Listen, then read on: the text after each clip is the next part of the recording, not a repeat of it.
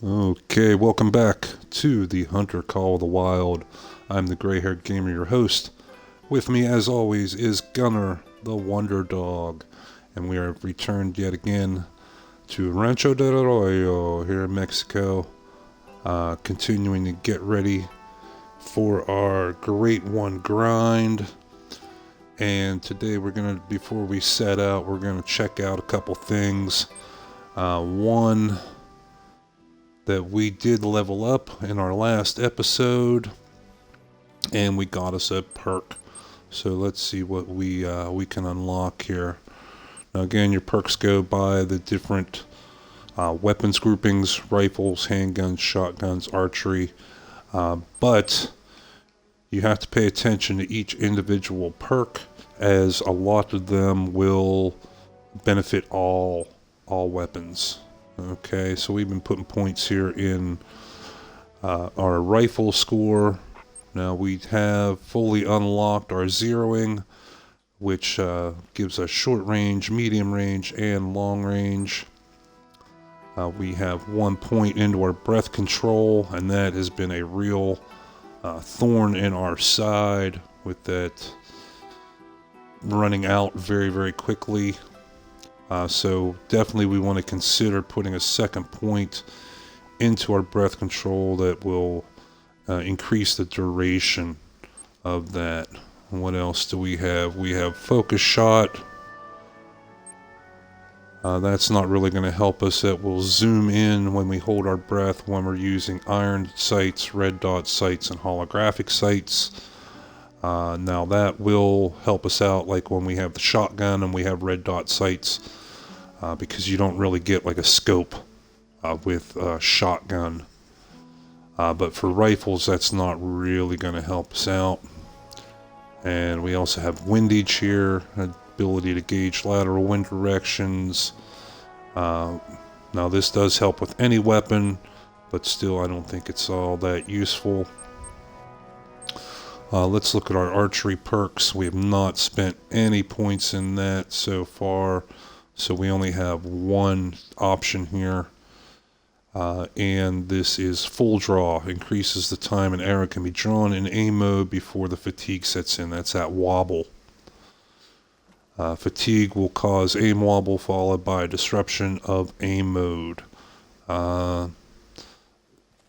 That's not going to help us on any other weapon but archery. So for now, I think we are going to go back here and put that point into our breath control.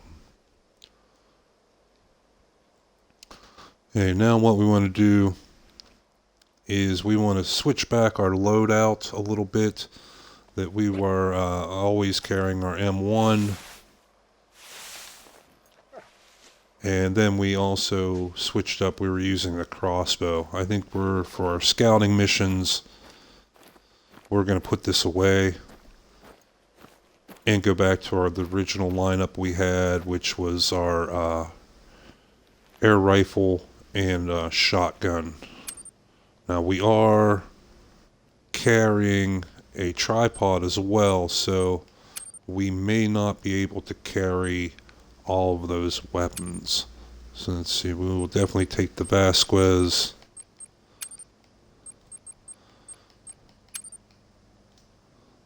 And how much room do we have? We can carry 3 more pounds. We can also drop this down a little bit. So we can try to carry the shotgun, but we're going to be very, very close to our weight. Yeah, see, we're overweight, so we are not going to be able to carry that.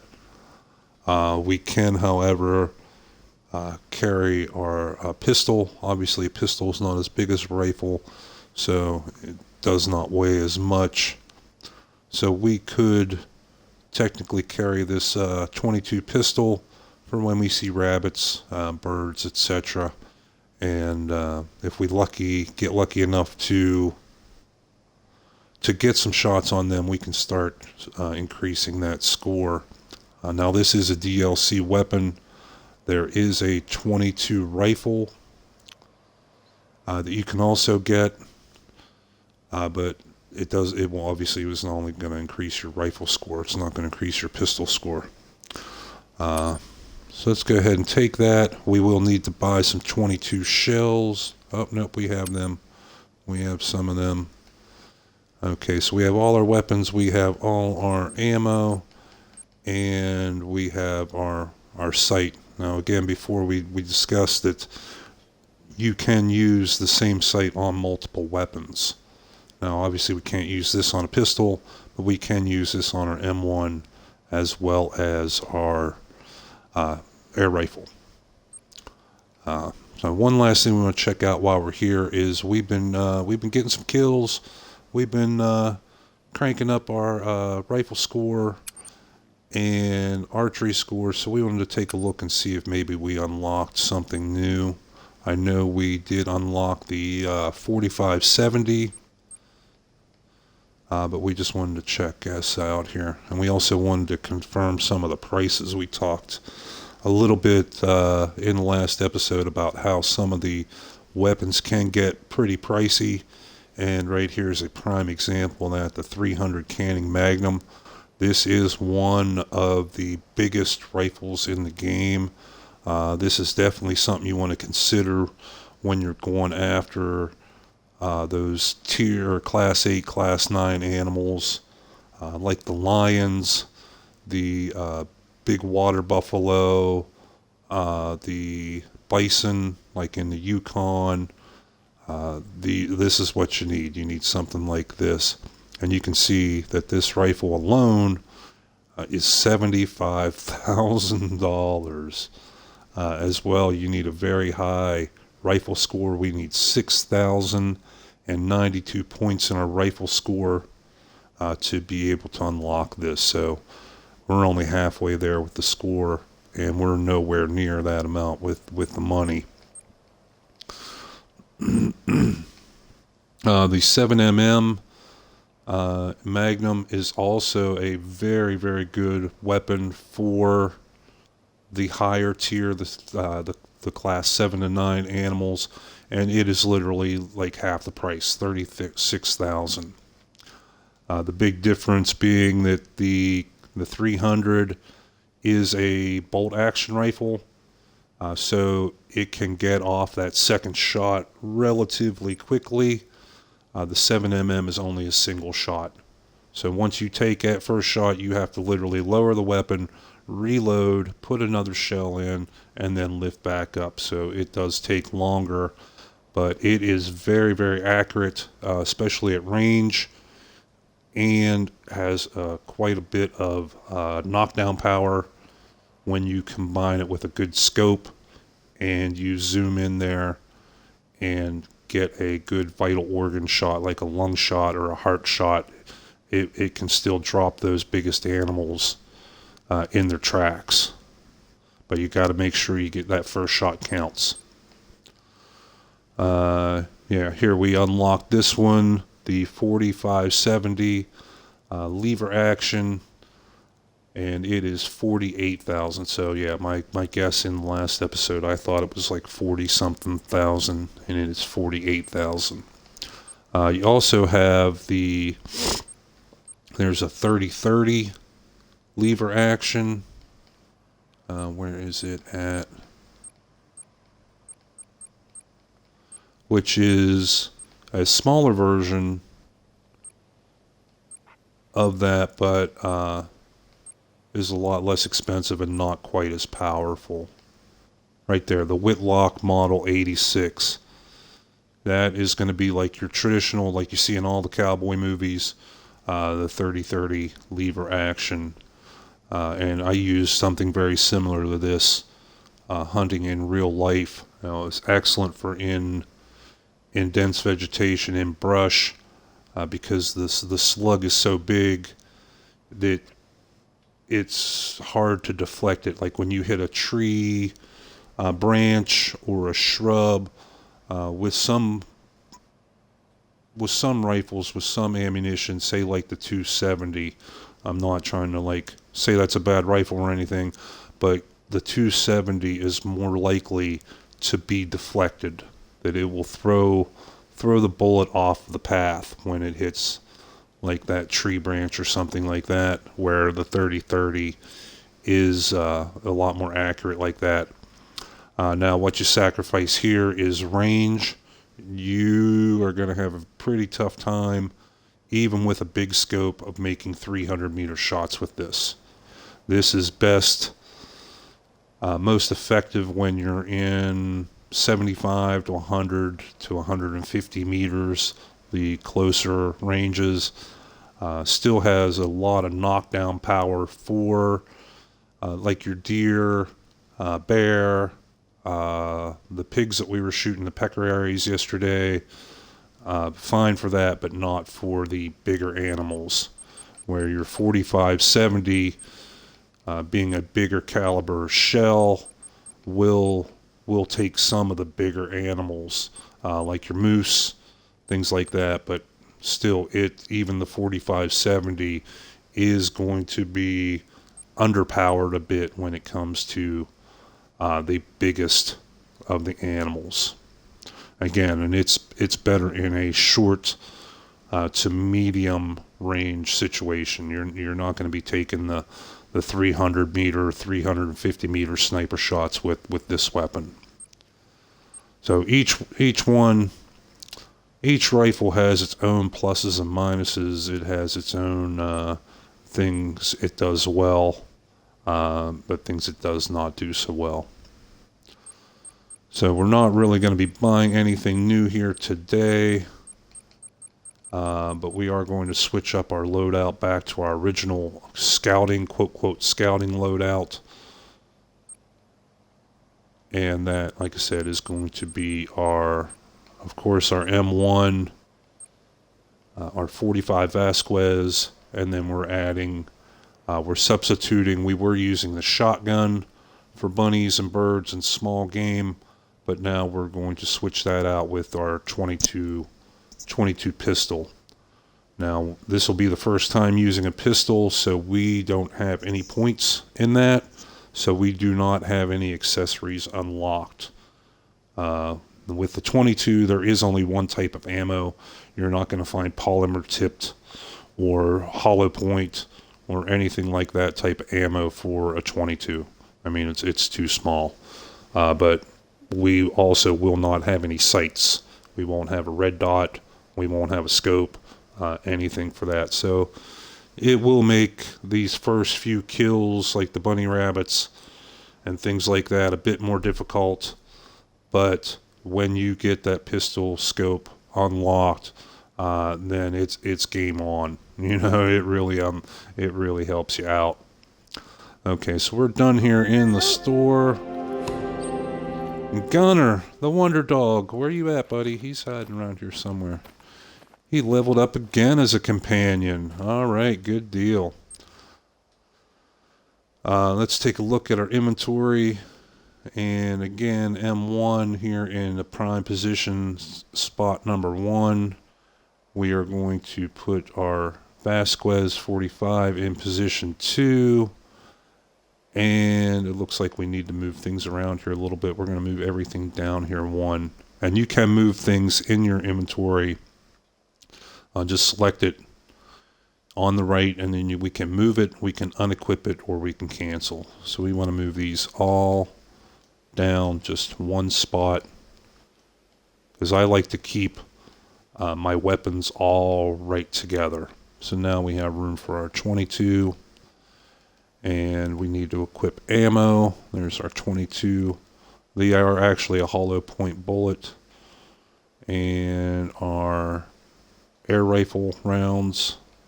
And then our sights. Now again, we are using the same sight for our M1 as well as the 45. And that is one nice thing with the game, that it lets you do that, use it on multiple weapons without having to manually switch it around. We were originally, when we were doing the Vasquez, we were using the smaller scope, our 1-4 power, but we were finding it was harder to get those vital organ shots. Like I said, with the Vasquez, it is a lot less powerful than the M1, obviously, so it is important to get those vital organ hits, those lung shots, or even the heart shots to make up for that lack of power. So we found that using the more powerful scope, we were able to zoom in, get a much bigger sight picture, and really zero in those shots and make them count. Now with our 22, like I said, we don't have anything unlocked for that yet. So we're just going to have to go as is. We are also carrying a tripod today, just in case we do get in a decent area and we can set that up real quick and jump up in it and then take advantage of the lessened hunting pressure, the partial hunting pressure,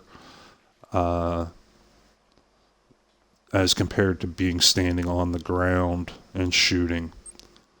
Okay, so let's take a look here at our map. It is 12:54 in the afternoon. We will probably, once we decide on a plan here, reset our clock back earlier in the morning just so we have more daylight time to scout. Yesterday we managed to scout these two small lakes. Let's give you the big picture. We're up in the northwest of Rancho, and we were able to scout out these two smaller lakes, but we still have one more here to go. It is actually pretty convenient to where we're at. We may roll up there and knock that out quick, and we were also able to scout out these two very small lakes to the south of that, which would kind of be more due east of the map, center east, or west rather, my bad, center left of the map. You can see over our past adventures, we've been knocking out some areas. We got a lot more of our discovered territory highlighted. We have been centering around the lakes just because with Rancho being desert, that the lakes are very important. They are the only sources of water, the only sources for animals to go and drink. Unlike when we were at Layton, there were lakes and rivers and coastlines just basically everywhere. Here, everything is centered all on these lakes. And so how many more lakes do we have to go? We have this one small one here close to where we're at, up in the upper left of the map. We do have a couple small ones, very small ones here in the upper right of the map. We have half of this lake, central east. This was our one really good zone. We still have half of that to scout out yet. And then we have these couple down here in the lower right section. In the Valle de Santa Rosa. So while we still have a couple more to scout before we're completely finished, we even have one more down here in the lower left quadrant. We still have a couple yet to go, but we've been knocking it out,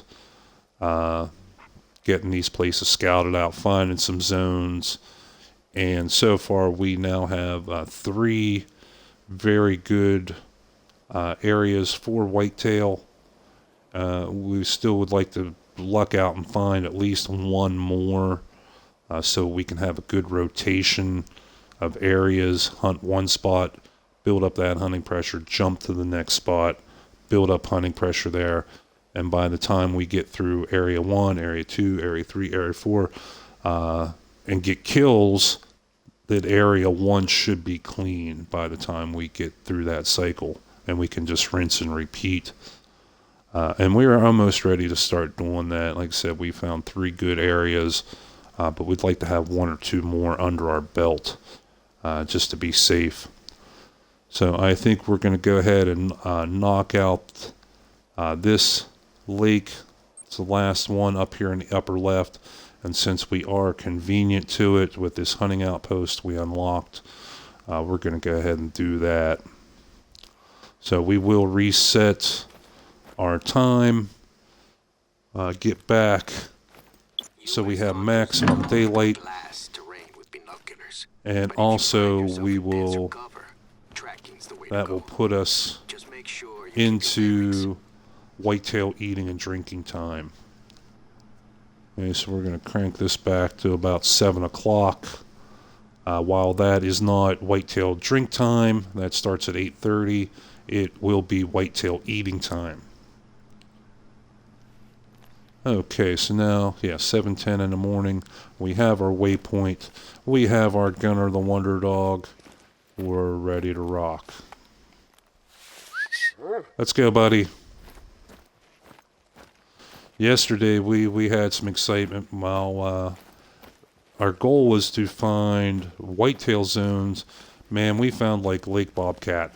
We found a great area here in by these two smaller lakes where there were just bobcat all over the place with drinking, and as well the area surrounding, not right by the lake, but like a larger circle around it. We were hearing calls and getting growled at constantly. So when it comes time to do a bobcat hunt, I think we're going to come back here and do a bigger circle, scout a little more of this area. I'm pretty sure that we will find some bobcat eating zones there as well. So that could set us up for a very good spot to do some bobcat hunting. Okay, Gunner, you ready? Oh, yeah, he's ready. Okay, let's go. We got 700 meters to roll. We could take the four-wheeler to make things a little quicker, but, it's just so damn noisy. And we'd have to really stick to the roads, just because the off-road terrain is so rough here with all the underbrush and as well the killer cacti. So we're just going to run it out.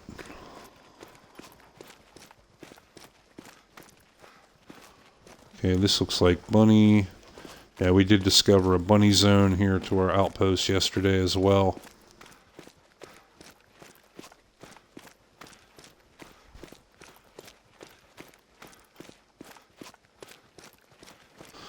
Hopefully we'll run into a bunny or two today.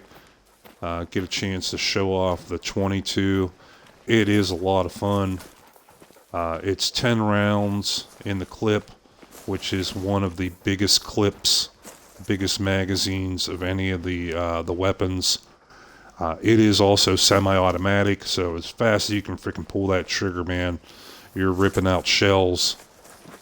And as well, the 22 are also like one of, if not the cheapest ammo in the game. So you can really go crazy with it and not worry about breaking the bank. So we see a bunny, we're gonna dump like probably half a clip at him. Since we don't have a scope or even a red dot sight, we're gonna have some fun with that. We're just gonna blaze away at him. Okay, so what we got? There's coyote from behind us. Our wind is pretty good. While it's not blowing directly in our face, it's off to the side a little bit, so we'll be good for that. Save us some money by not having to use our scent blocker, our Axe body spray. And we still have 300 some meters to go, so we can run it out here.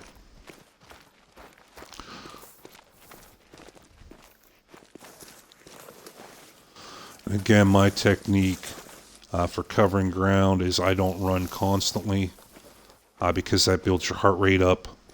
And then if you do stumble across an animal and want to take a shot, you have to wait for that heart rate, your pulse to slow down, or else you get massive wobble when you're looking down the sights. So I run a little bit and then walk a little bit.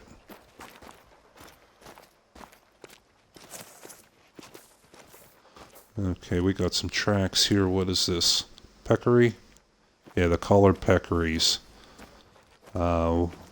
We found out yesterday, we proved that for being such a little animal, they are considered a class 4 animal, the same as our whitetail deer, and they're worth quite a bit of money. We shot one in the ass yesterday, and so obviously we did not get our full benefit by not hitting a vital organ.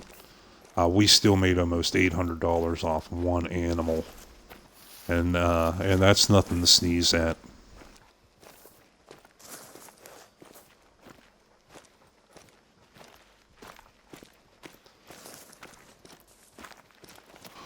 Okay, even though we're kind of out here in the middle of nowhere, we're not near a water source, like right there. We still want to keep our eyes open for these zones, because we could easily find feeding zones, we can find resting zones. And there we found a rest zone for the jackrabbit. Every one of these zones that we find is going to add to the information that we know. That we can figure out the each species schedule, when they're eating, when they're drinking, when they're resting, as well as knowing where to find them. And we also mentioned before that, like here, this zone, this is a rest zone. It is active for the bunnies from 7:30 to 11 o'clock in the morning. So every rest zone for bunny rabbits will be active at that same time. Just like the whitetail deer, the drink times, they are 8:30 to 11:30. So we can find a zone clear on the other side of the map. As long as it is the same type of zone and the same animal, it will be active at the same time.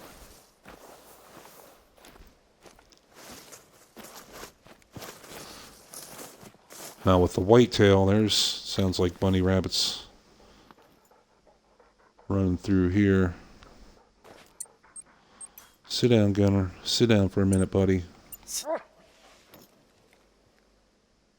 Maybe we'll get to try out our 22.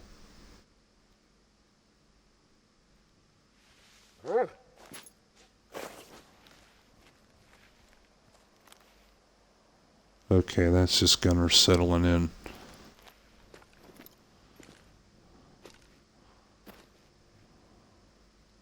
And bunnies, while they are small... Ooh, what was that? There's one right there. There's one. There's two of them. While they are very small animals, they are not stupid. We're just using iron sights. Right there, right there, right there. So we can make up for the short range with higher firepower.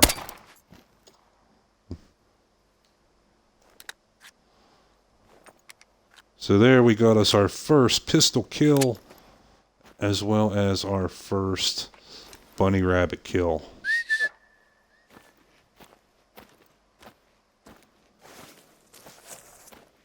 And again, even with your pistols, you our zeroing perk that we unlock for the rifle still works on these guys. On the pistols, we have long range 75 meters with this 22, 50 meters medium range, and 25 meters short range. And let's get Gunner some free XP.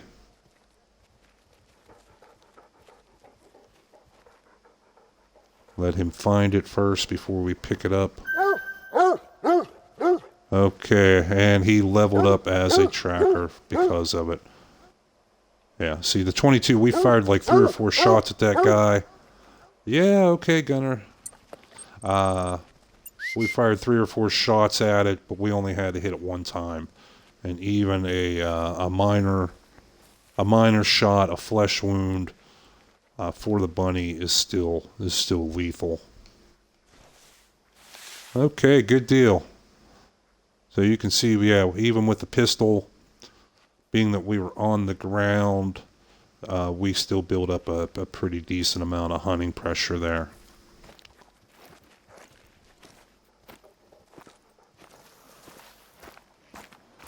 Okay, so we spooked all those bunnies. Let's go ahead on down here, get down to this lake, and hopefully we'll find us some, what we're looking for, the Whitetail Zones.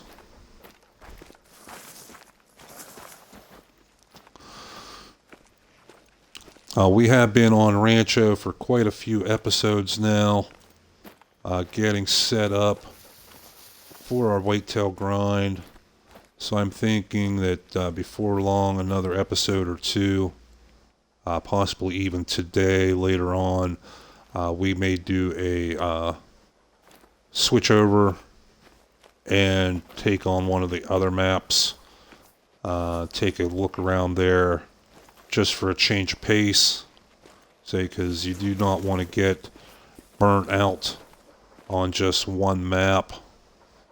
But at the same time, if you want to put in the grinds, like I said, on Layton and here in Rancho, for the great ones, it's not just going to happen. You know, you have to get out there and put in the work.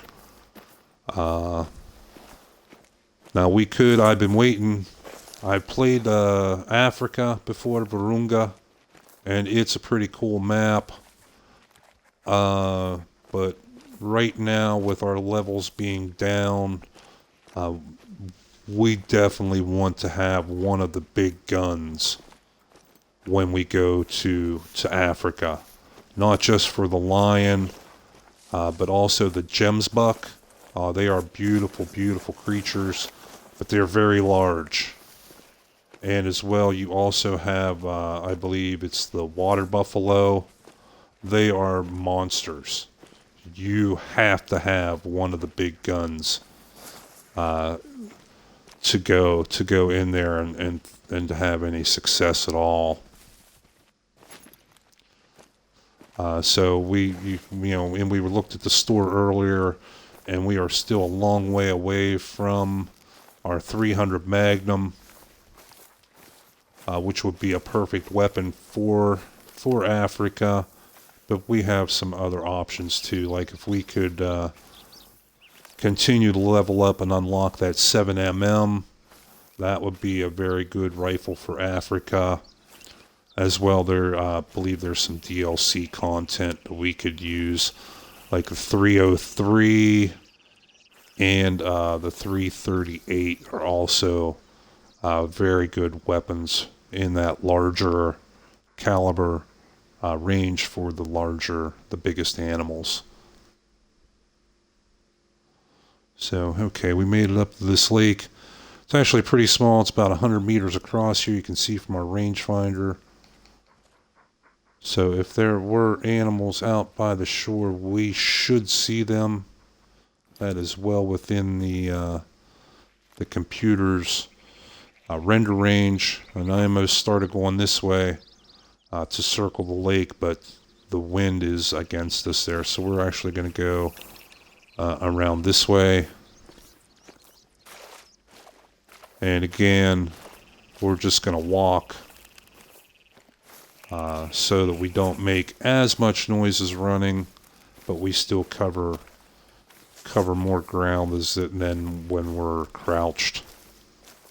And again, our other tip is don't look right at the shore. You want to be back in just a little bit and be checking the woods as well as the shore.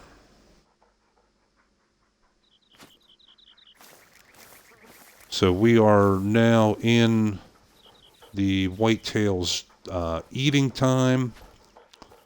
Their eating zones will be active now, and at roughly 8:30, their drink zones will go active.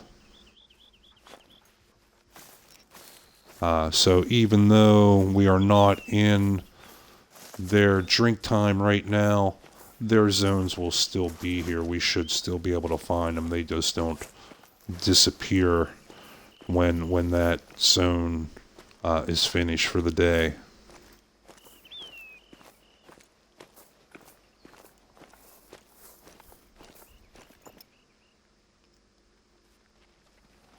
So yesterday it was pretty amazing. We were scouting for the whitetail zones, and we hit the lakes just south of this one, and man, there were just bobcat everywhere. We did manage to take a couple of them. We did see a couple of the coat variations, the normal, common tan, and sounds like we got a big helicopter going over. My apologies for that. But we also took one of the, it's considered common, but it was more of like a silver or a whitish coat coloring. It almost looks like it's albino. It's very, very pale. Beautiful. And then we saw a new one, well, at least a new one for me, was like a dark red, almost a copper colored coat, which was also very, very beautiful. And I'm excited. Oh, what you need, buddy? There, we'll give him a pet. I'm very excited to take one of those and get one of those in my trophy lodge.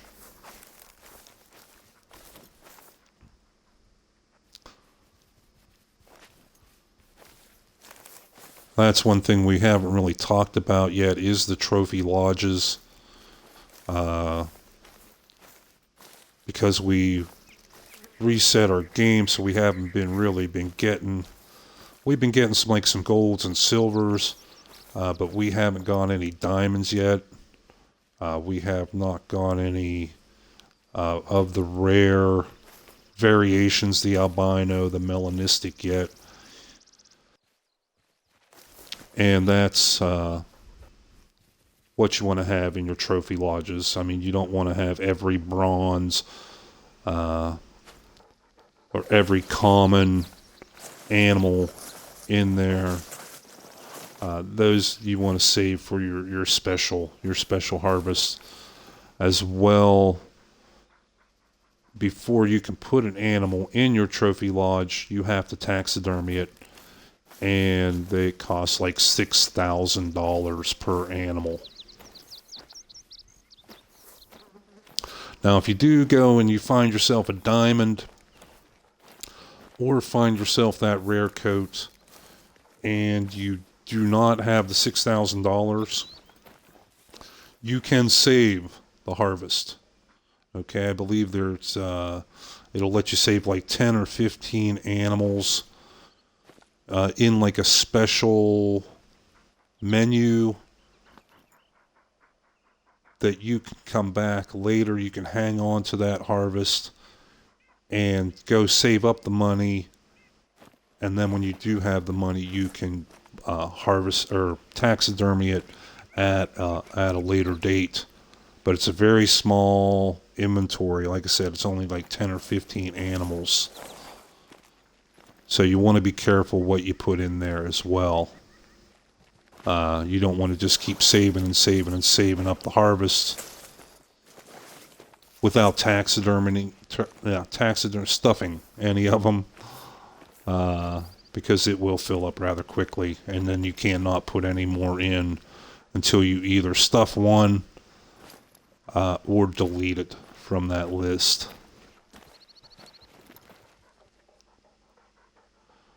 I haven't saved any yet, just because this is a relatively new career, and we haven't been getting any diamonds yet, or the rares. My last career, I had a few diamonds.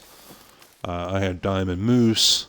I also had an albino female moose that I stuffed and put in my showcase in my trophy lodge, and as well I went through a lot of work, and I had an albino gray wolf from Yukon that I had in there. It was also a type 9 mythic, very, very difficult, very smart, very wily animal. It took me 3 days to bag that one. And as well, it wasn't running by itself. You know, if you've been in Yukon and seen the wolves, You don't see just one of them. You have a pack of them, and they hunt you.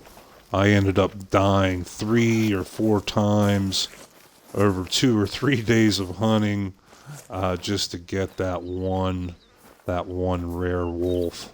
But it was so worth it. It was absolutely beautiful as well. It was huge.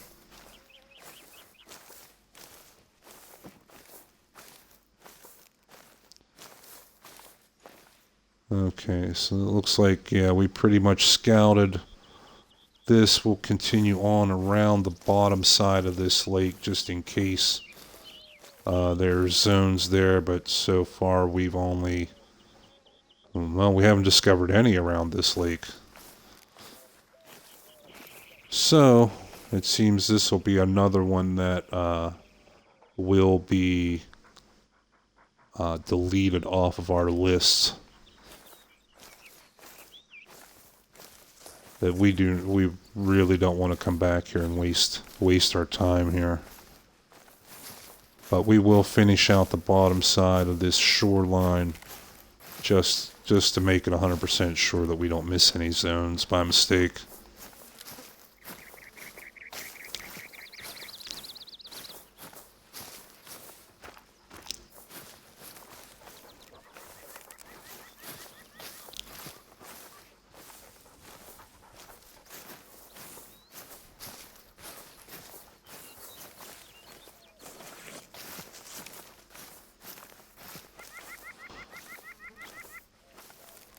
Now we have been finding rest zones and eating zones as well in our various little travels. The reason that I've been focusing on drink zones, and a lot of people do this, is they focus on the drink zones, is just that they are easier to find. You know, we found rest zones and eating zones out in bumfuck Egypt, out in the middle of nowhere, but you can run across them literally anywhere, anytime. But with the drink zones, you know they're going to be close to water, so it just makes them so much easier to find, and you cut down on the amount of area that you need to scout to find them. So you can get just as many kills and just as many trophies hunting eating zones and hunting resting zones. It's just the drink zones are so much easier to find. Okay, so yeah, we're going to write this little lake off as being a 0. Nothing going on here. So it's time to get on out of here. So let's take a big look at the map. You can see we got this upper left quadrant knocked out. The area Case Muerto. We got all the water sources in it knocked out. What was that?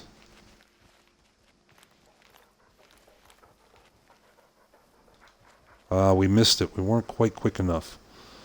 When you hear a sound, you can spin around and find the general direction, and it'll show you those like parenthesis type symbols in the air. You can actually track it and tell what type of animal it is, but I wasn't quick enough.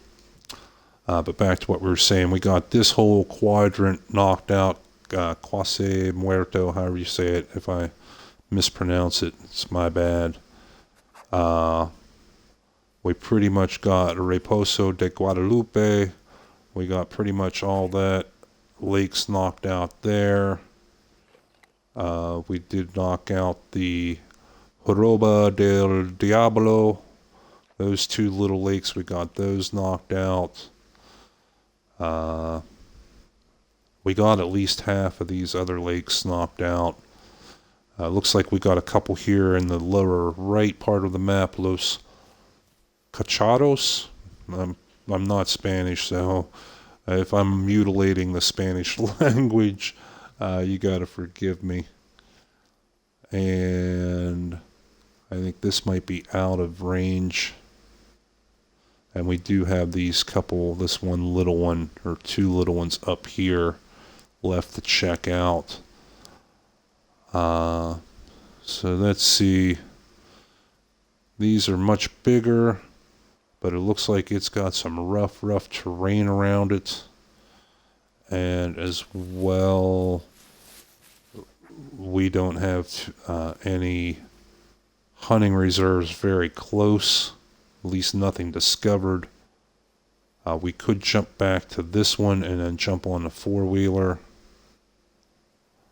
As far as for this one up here, Laguna de la Joya, we have one here, and then we can either hoof it or take the four-wheeler with that.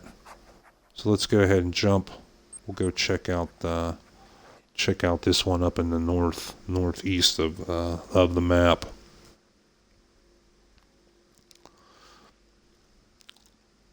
Yeah, it's kind of surprised me. One of yesterday's scouting adventures, we were down in the southwest quadrant of the map, and it plainly showed a nice big lake a little further on than where we were. And let's show you on the map. We were down here at these two small lakes. And then we saw on the map, oh, right over here is a nice big lake. Let's go check that out. It was actually out of the map limits. We were not able to get over there. So I think that we are going to have that same situation with this lake up here as well. We won't really know for sure until we go up there. But if we go up to this lake, then we can go try it. We actually only have to go to this borderline right here to know for sure. Okay, so we're going to place a waypoint up there. 1.45 kilometers. I think we're just going to hoof it. We have a lot better chance of finding animals along the way, finding some hunting zone or eating zones or resting zones. Besides, that four-wheeler is just too noisy. It spooks everything. And with this terrain, with the killer cacti and everything, we basically have to stick with the main roads, which makes us go further out of our way than what we need to.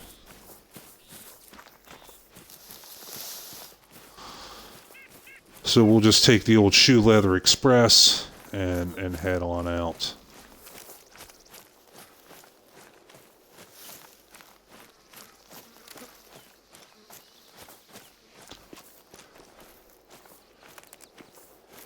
We started carrying the tripod yesterday because I want to test something that that, like I said earlier in the game when it first was out, that whenever you set up a tent or set up a tripod, that it would spook the animals in your area. But that was a few updates ago. That was before Rancho even came out. And I want to do a test to see if that still works. So if we luck out and see a group of animals and we're in decent terrain, we will try to remember and see if we can set up our tripod real quick to test that theory, see if it still spooks them. Because if it doesn't, and we can manage to throw up a tripod quick before we take our shots, that will save us so much hunting pressure. And if you've been following along, you've seen in a couple episodes where we actually we got a little greedy and we shot a couple too many animals in one spot, and we actually deleted a couple zones. One of them a very good one, Whitetail Drink Zone. So if we can throw up a tripod real quick and take shots from it, it'll definitely be worth those few extra seconds to get that tripod up. But if it ends up spooking the animals and making them run away, then obviously it's not going to be worth it. So, but that's something we won't know for sure until we give it a shot. So not only with the tripod does it give us reduced hunting pressure, it will give us a height advantage. What we got there? More bunny rabbits. It will give us a height advantage so we can see over top of some of like these shrubs and things like that have been giving us so much visibility issues while we're on the ground. We can rise, we can get ourselves up over top of them a little bit, and that may be a big advantage as well.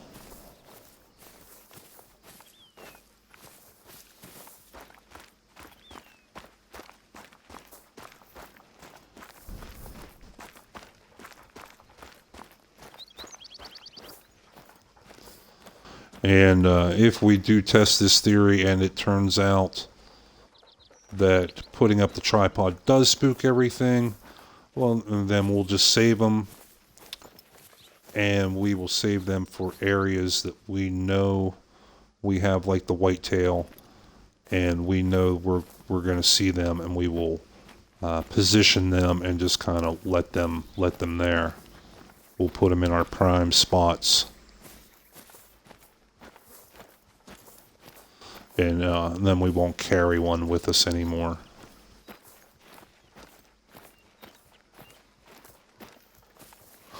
Because that is one important aspect of this game is your weight management. I mean, you do not have unlimited encumbrance or unlimited packing. You have to make a choice. You have to pick what weapons, what equipment is going to be best for you for your particular hunt. Now, there are a couple ways you can increase how much you're carrying. There is a perk that you can unlock that will boost you 15%, but your maximum is only 20 normally. So 15% of 20 is only 2, plus 1 is only 3 more units. I'm not sure what those units are, whether they're pounds or kilograms.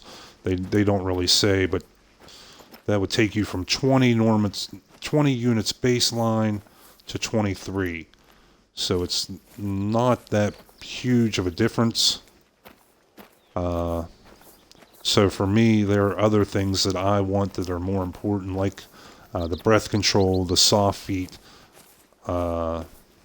So getting 3 more units of inventory is not high on my priorities. The other thing you can do, and we can show that, I believe, in our... No, it's in one of these. But you can purchase a backpack or a fanny pack. Obviously, the fanny pack, I believe it gives you 3 or 5 more units of inventory. And then your backpack, being bigger, will let you carry a little more. But there's also a big downside to that, too. That when you move through the brush, through the trees, even with soft feet perks unlocked, you will still make more noise than normal having a backpack or a fanny pack. And you're also more visible. So like whenever we would see an animal and we would duck under cover, like under a tree like this or under a bush with a backpack or fanny pack, you are still more likely to be seen. It's very hard to get that 100% concealment. So you have to weigh the pros and the cons. I personally don't use them. I will go back to my store, I will go back to my storage, and I will switch out things. You know, I will focus my hunts and carry just those weapons, just those calls, just those scents that I need for that specific day. You can always, you know, if you run in, say like we're going out for whitetail deer, and we're speaking of whitetail deer, oh, that's mule deer, and that's a warning call. And we're packing our 30 or our M1 for the whitetail. We're packing our doe bleat call. We're packing our grunt call, and we're packing deer scent, whitetail scent, and we come across a bunch of bobcats.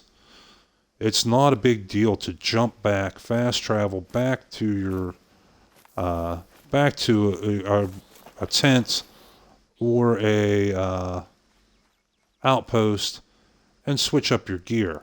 You know, put away your M1, grab your air rifle or your 243. Put away your doe bleat call and grab your jackrabbit call, and drop off your whitetail scent and grab your scent blocker. It's not that big a deal.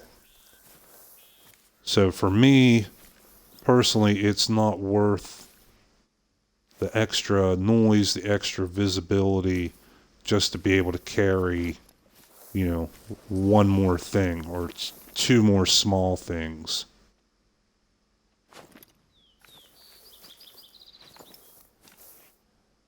I still try to have a combination.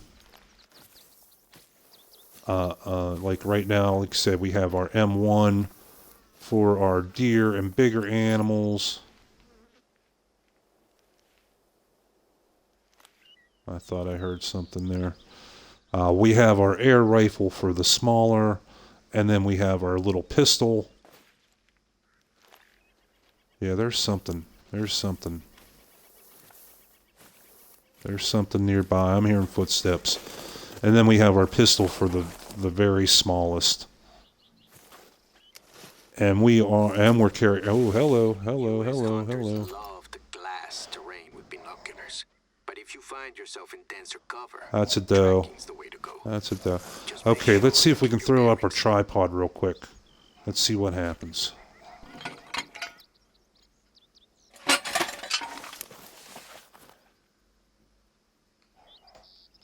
No, I can't. Come on, get to my scope here real quick.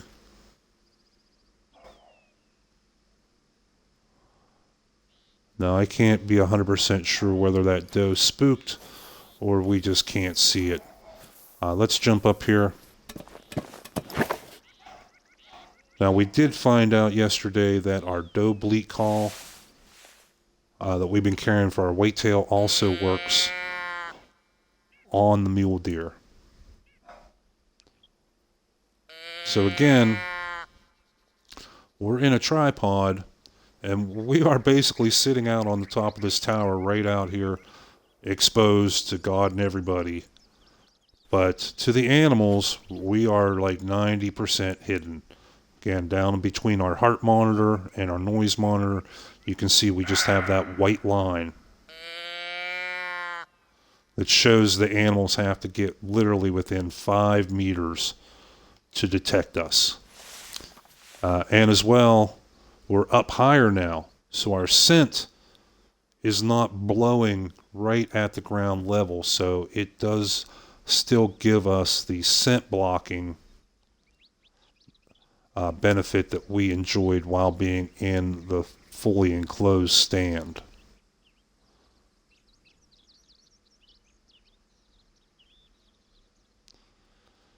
Man, I wish I had a grunt caller.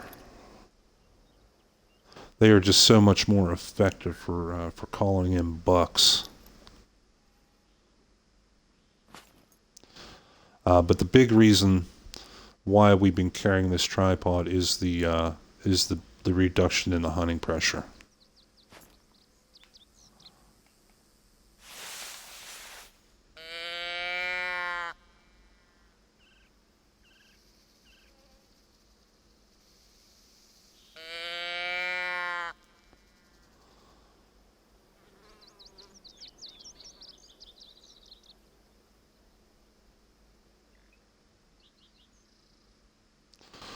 Now, the reason I'm looking around here is even though we had that doe up here in this direction, this doe bleat call works in all directions.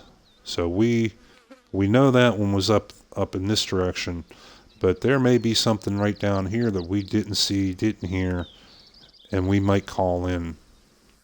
We have a chance.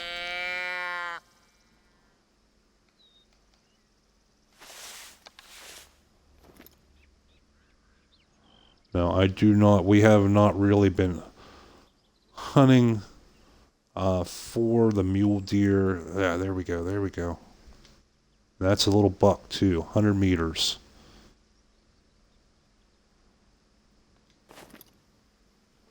Let's give one more call.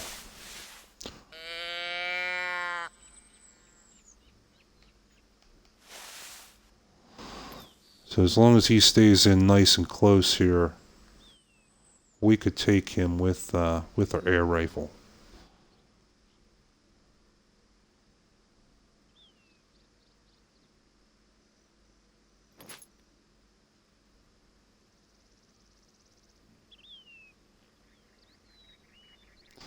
And the wind is pretty good for us here.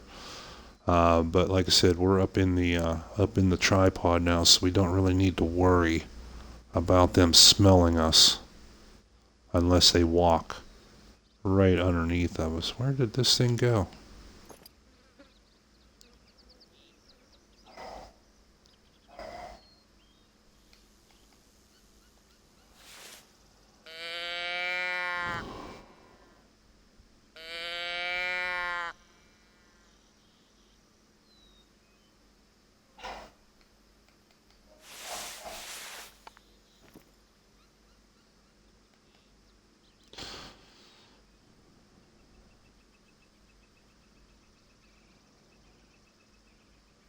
Okay, he's in, well, yeah, that little buck, I guess he's not coming in. He's not going to come check out this, the sound of this doe over here. So we may want to consider in the future when we level up, when the opportunity arises to put a point or two into our perks that will make our calls more effective. There are also perks that when you use scent lures, that it will make them last longer and as well be more effective when you're calling in animals.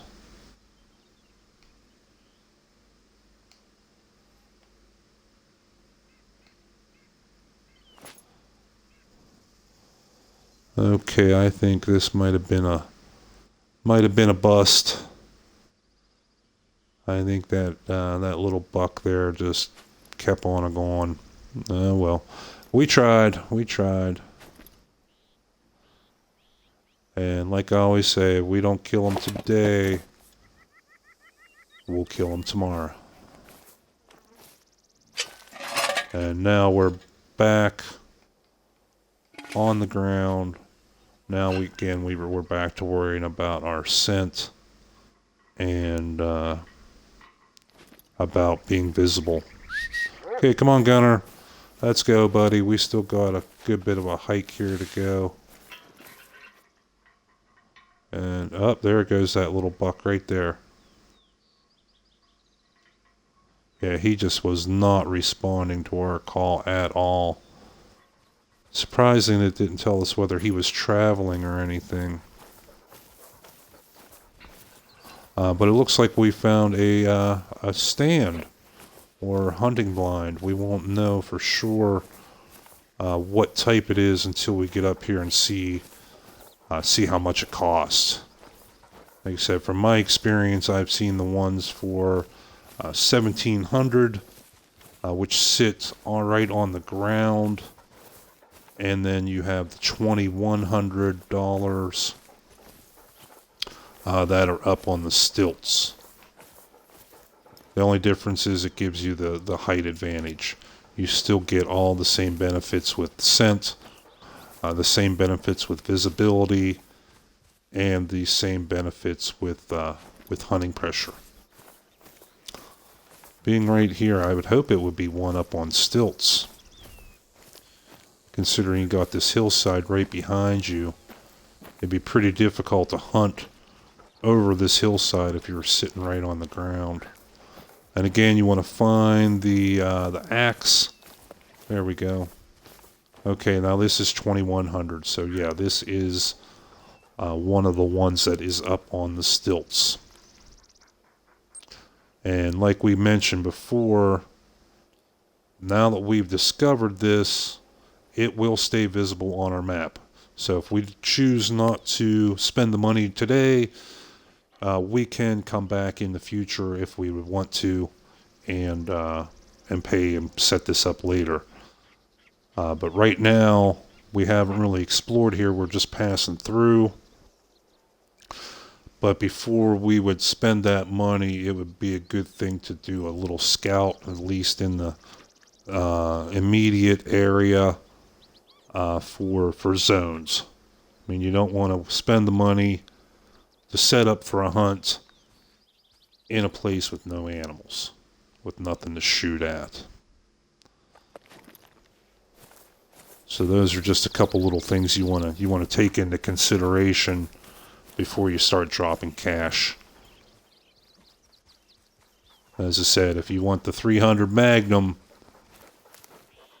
$70,000 is a lot. You will be saving for a while for that.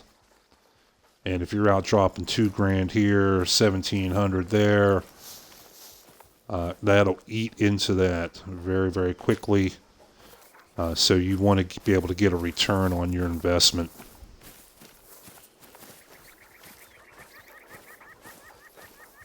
The first lake we went to right north of the Casa Grande, we found that stand there, and we did spend the 2,100 for it, and it is basically all in 2 hunts has basically paid for itself because of the zones that are in that area. Okay, so we got this mule deer critical position. Gunner, what's up, buddy? What are we going to spook? What's hanging out here with us?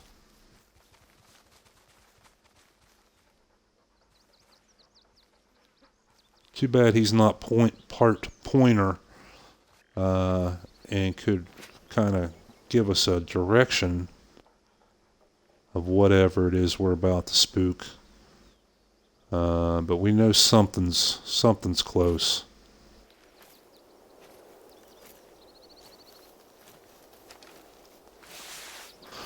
Since we are in such close range, there's our little buck coming back. Boom, right in the chest, down on the ground. Okay, buddy, I know. We got something else around here too? Huh? I don't know. But we got the one we were looking at before. And like I said, that air rifle being close range. Boom. Plenty of drop. Plenty of knockdown power.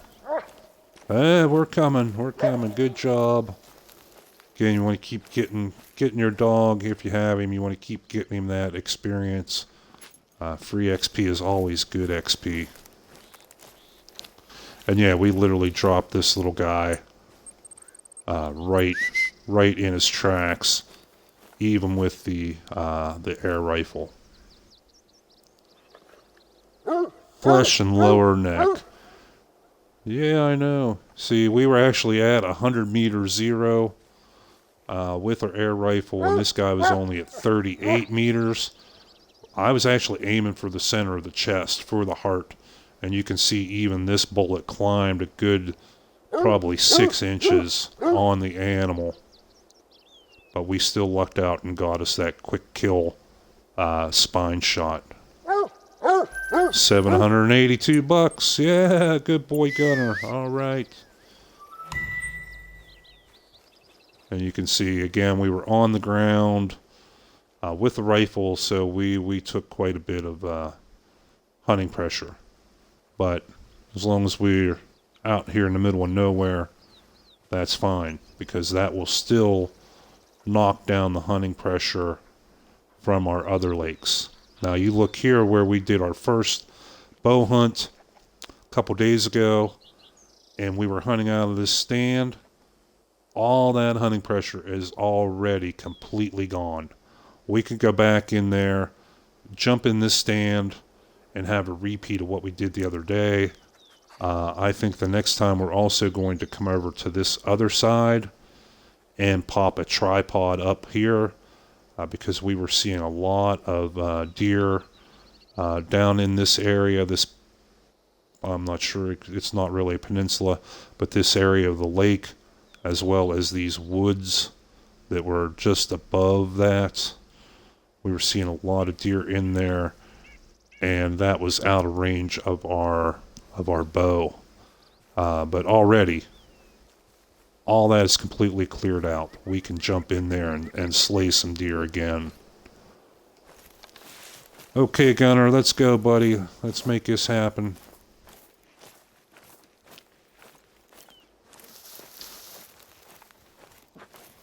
Got another 450 meters, 460 to go. We got something making noise over here. More bunnies.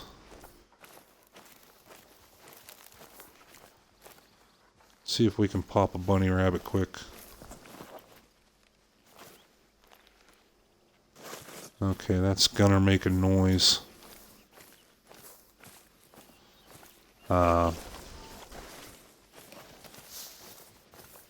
Yeah, so we've been making progress. Like I said, it is a bit of work, to get set up for a Great One grind.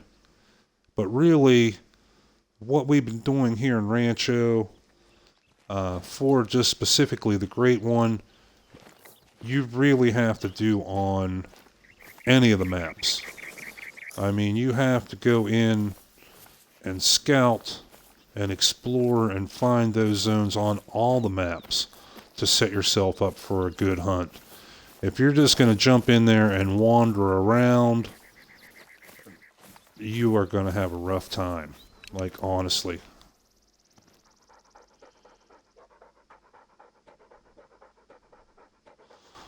So this is the work part of the hunt. That a lot of, well, I won't say a lot, a few of the other streamers don't show you, don't tell you about. They just show you all the kills and highlights. They'll edit everything down and just show you the awesome kill shots and the awesome big trophies. They don't show you the 100 bronzes that they took to get that one diamond. They won't show you the 30 shots they missed to get that one perfect heart shot. I show it all to you, man. This is all part of the game. This is all part of real life hunting too.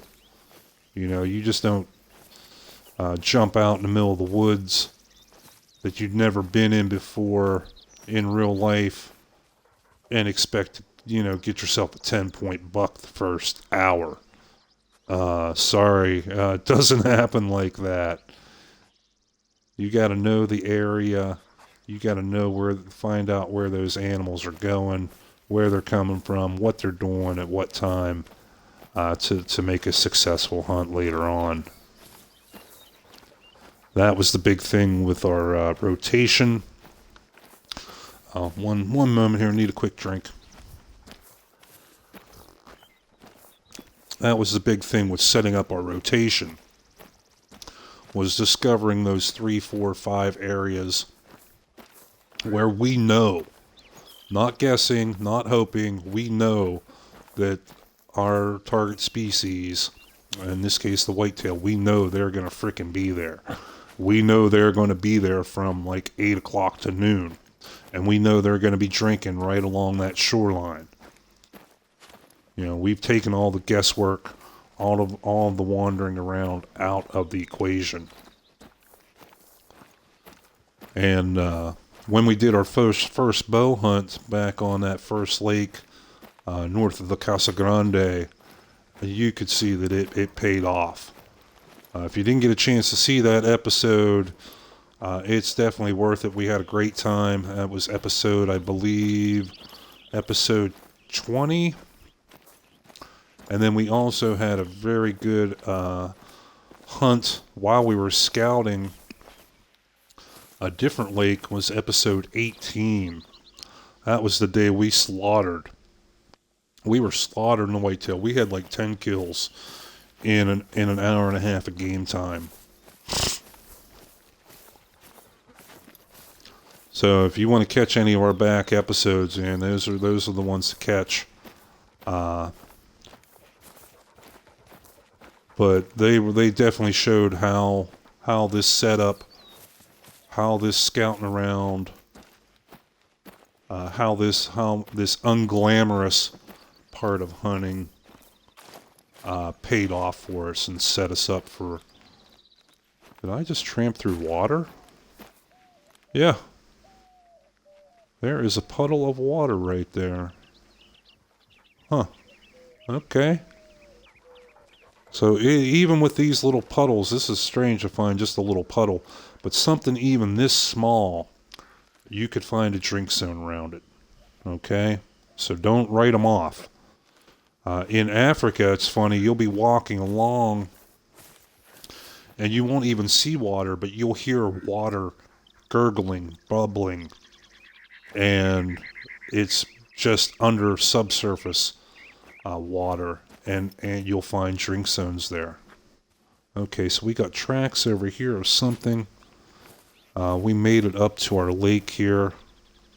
Time of day is at 10:43, so we could still catch whitetail in the drink zones if there are any here to be found. And bingo, there's whitetail deer. Oh, and he's a pretty one. He is a type 2 miner. He is roughly 100 meters. Gunner, sit, buddy. We need to shoot something. Now, like I said, with this air rifle, it is not going to have the takedown power that our M1 does, but we're less likely to spook these other ones, see? We'll take that one too. That was in the neck. It should still be a kill. Yeah, off they go. So I'm going to bet that there is a drink zone right there. See if we got any. Yeah, we got hunting pressure. Excuse me. So we will not be able to take any more out of this area. But if we find a zone here, we'll be able to come back another day and take more. Oh, what is that?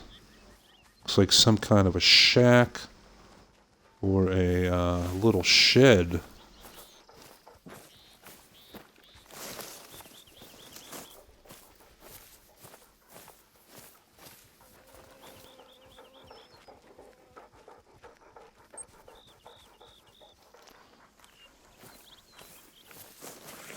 Oh, it's a little campsite.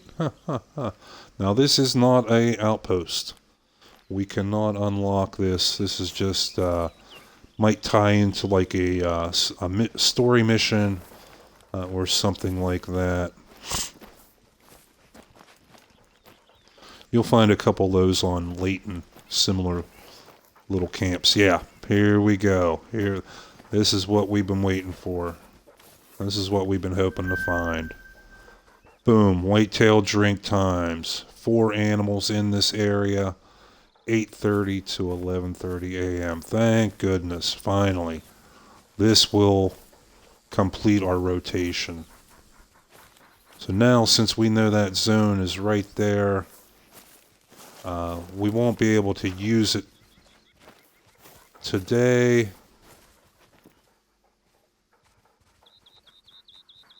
Yeah, right there. Boom, there's another nice one.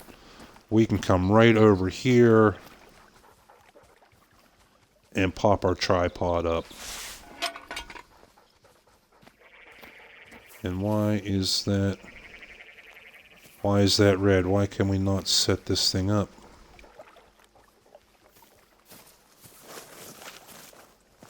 There, we can set it up out here. Now we want to have it to where we can have a good view of, yeah, you guys are lucky today. Okay, so now we can go up here. Yeah, look at them running, look at them running. There they go. Okay, so yeah, I think that proved our theory. It seems, yes, they are now traveling. And there is a nice buck in there. That setting up your tripod does certainly seem to spook anything around. But now that we have it set up, we can come back here again another time. We actually may want to move it a little further away. We're only 20 meters from this zone. But that would be nice for bow hunting, for the air rifle, having that nice short range. I think we'll go ahead and leave it there for now. Like I said, if we come back and it's in a bad spot or it's a little too close, we can move it. Oh yeah, look at this nice view. See, like even here, this is 77 meters. We'd be able to take animals over here with our air rifle. Obviously with the M1, right here is prime time for our bow, for our crossbow, as well as the air rifle. And even how far away is it where we saw them running away? Is about 200 meters. That's still within range of our M1. So we are going to leave this tripod here, at least temporarily. And it sounds like turkey up there. So it may not help us out today, but again, it's setting us up for a good hunt next time. And we do have an icon on our map now to let us know where those are. Okay, so let's go track down those two we took shots at. That should be 2 kills. So Gunner, buddy, you ready to work? Go find us some blood, brother. And he's already on the blood. Okay, since we're not going to take any more out of this zone. Oh yeah, right there. That's definitely a vital hit. And with the air rifle, man, it will take him down. Put him down on the ground. Here's another. There's more blood. And there is Whitetail growling at us there. He's running. Yeah. This is what we've been waiting for. Oh, what was that?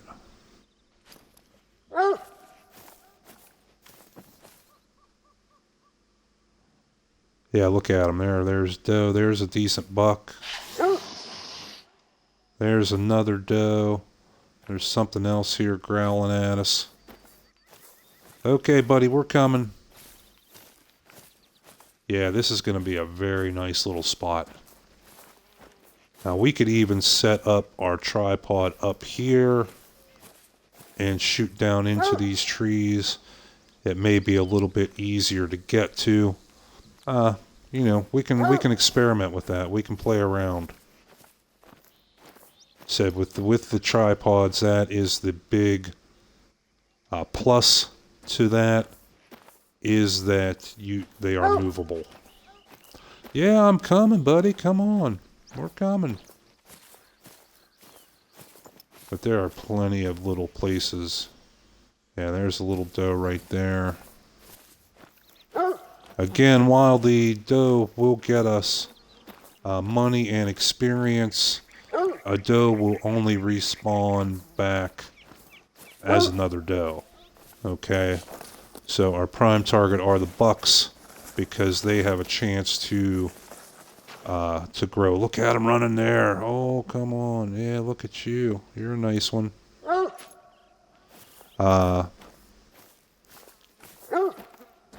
they will have a chance to respawn as a bigger buck.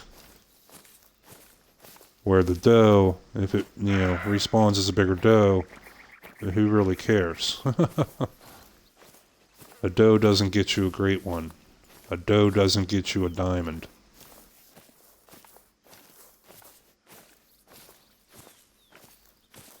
Yeah, look at him running. I wonder if that's the one we shot. So that second one, we didn't get such a great shot on him. How's he doing? It's 50%. Tracking prey? What do you mean you're tracking prey? Did he quit bleeding? There, he's down to 25%. Yeah, he is just tracking prey. I would guarantee it was that same one that we just saw there. He did not drop. He clotted. So we did not have a very good shot on him. Like I say, and they couldn't clot when you're at 75 to 100%. No, you have to track them and waste a bunch of time for them to stop bleeding. Oh well. Now, again, in real life, we would not be shoot him in the nuts, Turnstile Champion says it. Yeah, that's what we need to do. Yeah, so, okay, let's go back. We'll go back. We shot 2 of them. We'll see if we can track the second one. Because we got hunting pressure there. We know we killed something. So what's up, Turnstile? Good to see you again, buddy. Hope you're having a good day. We're finally finding some good zones. I think we found us a very nice spot to hunt here in the future.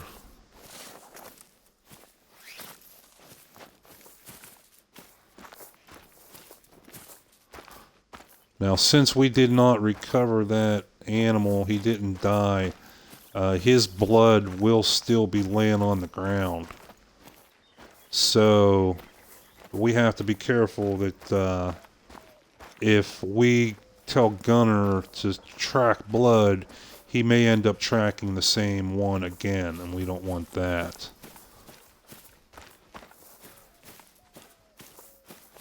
So we may have to track. Okay, so this one's highlighted. That's the one we were just going after that clotted up. So we want to find us some blood that is not selected, and that way we will know it is the other deer. And then we'll just have to track him old school manually out away a little bit, and then tell Gunner to search for blood, just so he is sure to get on the track we want him on. Okay, now the other one should be, is that it right? Is that it up here? No, it was I thought it was something good, but it's shit.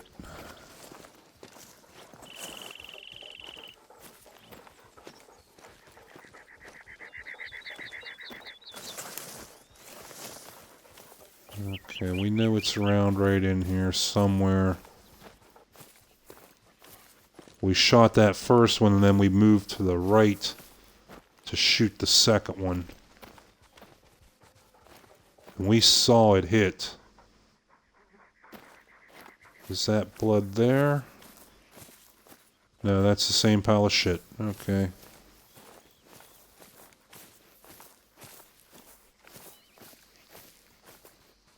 Okay, there's the blood we have selected already. So we know that's animal 1.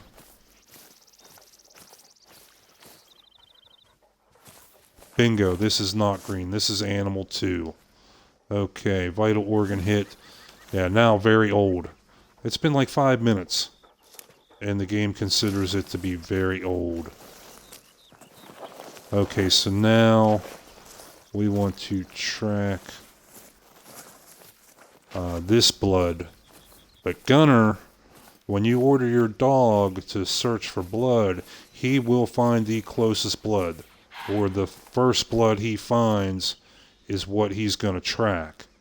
And in this situation, it may not necessarily be the trail we want him on. So if we do this old school, okay, this one's already down to 50%. Yeah, I think we're going to find a corpse for that one. And we get out away from that other trail a little bit. Now we can give him, here's a nice one. Now we can give him the order to track blood and know that he should jump on this trail right here. Yep, he jumped on that trail right there. Now he's going to lead us to lead us on the right path. But man, yeah, these deer are all through here. Oh, this is what we searched. We spent 3 days and many hours running around finding nothing. This is what we were looking for. This is the payoff. Okay, Gunner, we're coming, buddy. Oh, there he is. There he is, and there's our corpse.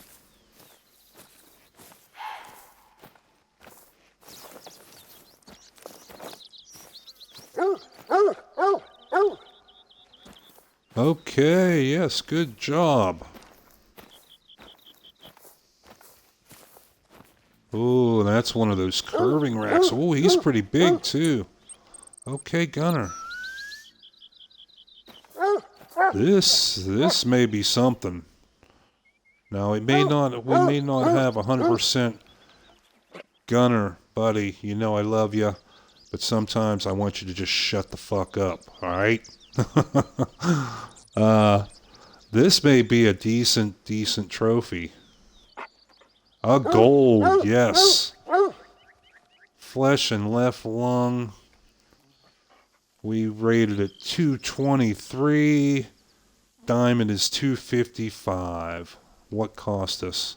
We did pass all our harvest checks. Cool. Yeah, nice. Very nice gold. And he is Gunner. He is a type 2, so he has a chance to respawn as a type 3.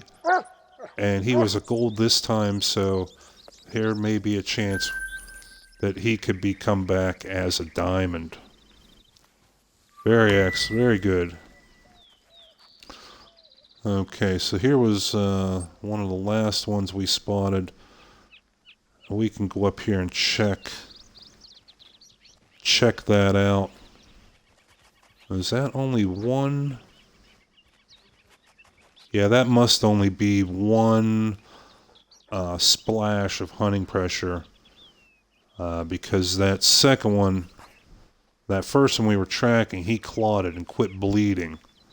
So he will not give us hunting pressure until he drops.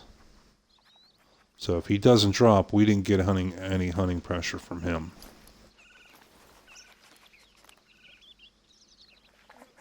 What you doing, Gunner? Digging a hole?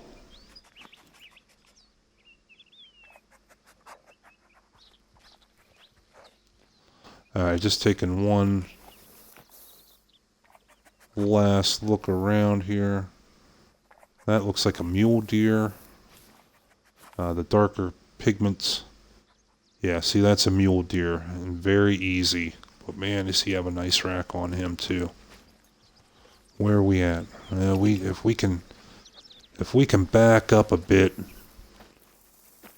and call him, we take cover in these trees over here. If we can call him over here, out of that area of hunting pressure, we could take a shot at him. But no, he's traveling off in the other direction. And man, we looked too long and too hard to find this freaking zone. I am taking zero chance on deleting it. Oh my goodness. Okay. Where was that other place we wanted to check out while we were up here? Oh, this one. This one up here. Like I said, this one's off in the boonies, and to be honest, I'm not exactly sure if it is within the confines of the hunting reserve. But luckily we won't have to travel all the way up to this lake to find that out. We should know for sure once we cross this borderline right here. So we're going to head that way and see what happens.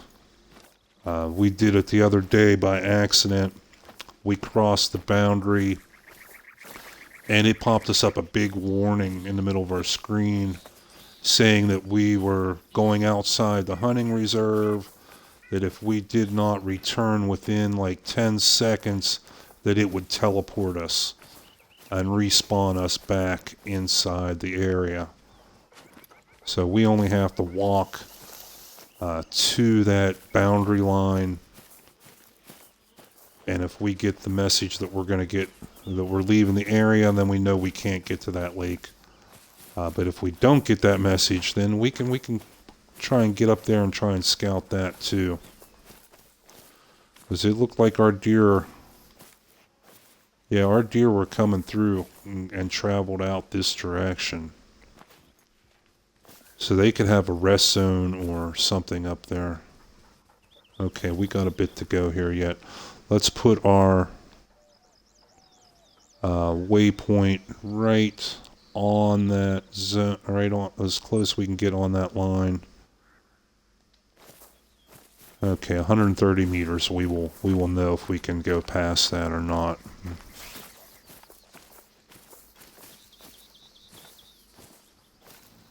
Yeah, because man, yeah, those deer were running around all over the place in here.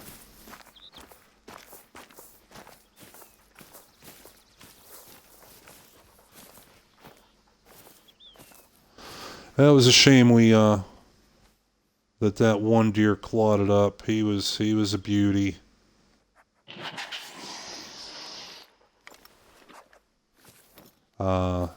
And as we mentioned before with right there you are. With the ethics, with the morality, as well as just animal cruelty, in real life we would not shoot an animal. I bet you that's him right there. That is him. Fuck you, you're going down, bitch.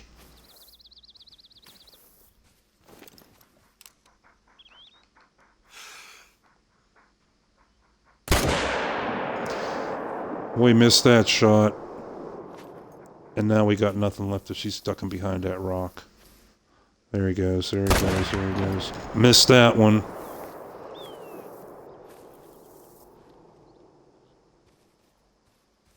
We just wanted a little payback for tracking him that distance and having him clawed up. Oh well. We'll get our revenge another day. We'll come back to this zone again, and I'm sure we'll find him hanging out in there, and then we will definitely put a bullet in his ass. Yeah, he's gone. And with him turning north like that also makes me think that this might be the edge of the hunting reserve, because the animals normally won't run out of the reserve. They'll, like this one, he was coming this way and then turned and went that way to stay within the borders.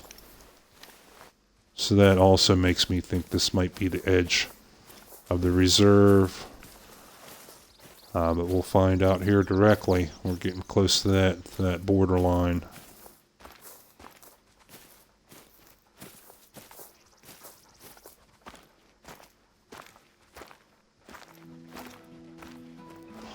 No, this is another area. Okay, yeah, this is a whole nother.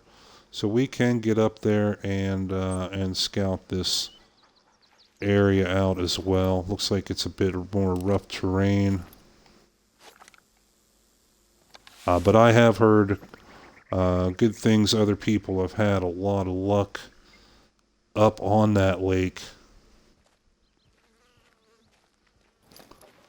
But we won't know for sure till we go check it out. Yeah, you can see we had whitetail deer come in from that direction.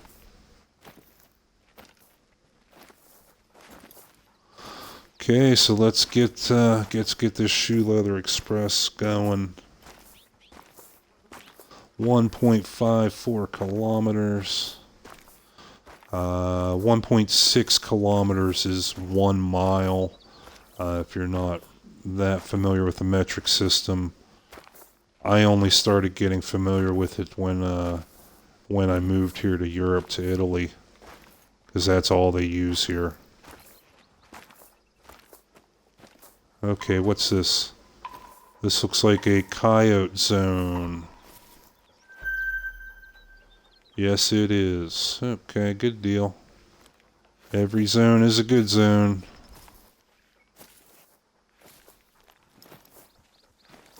And it seems like we are hitting a little bit of the famous Rancho lag. And there's a zone there, which this is probably for bunnies.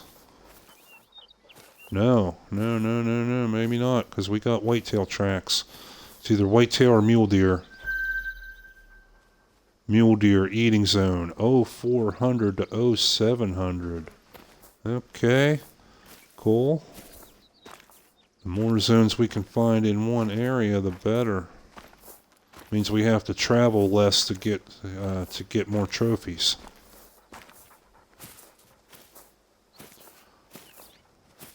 Now, one thing I've noticed with this game, and this is just my opinion, you see how the map is broken up into these different sections, provinces, what have you. So far, each one of them, I've found at least one hunting outpost. Okay. This one we really haven't explored yet, so we have not found a hunting outpost there yet. This one we've explored quite a bit, La Hacienda, and we found 1, 2, 3 so far in that area, zone, province, whatever you want to call it. Even this little zone right here, we have 1, 2. Okay? So, with this area that we're here, over here, since we are out in the boonies, it is its own little province. So, somewhere in here, we should, I can't guarantee it, but we should be able to find a hunting reserve up here too.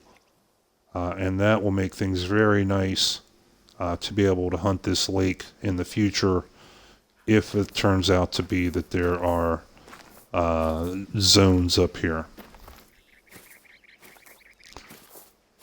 But that's just been my own personal observation that each one of the little areas always have at least one hunting outpost in them.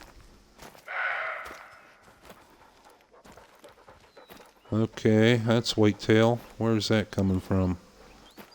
We were not quick enough to get a direction on that. It's probably behind us. Just because we're running and making noise. Examine track. Rio Grande Turkey. We have not taken one of those yet. We could try it if we see one with the 22. Even out of the air, the 22 ammo is so cheap that we can blaze away a clip on a turkey.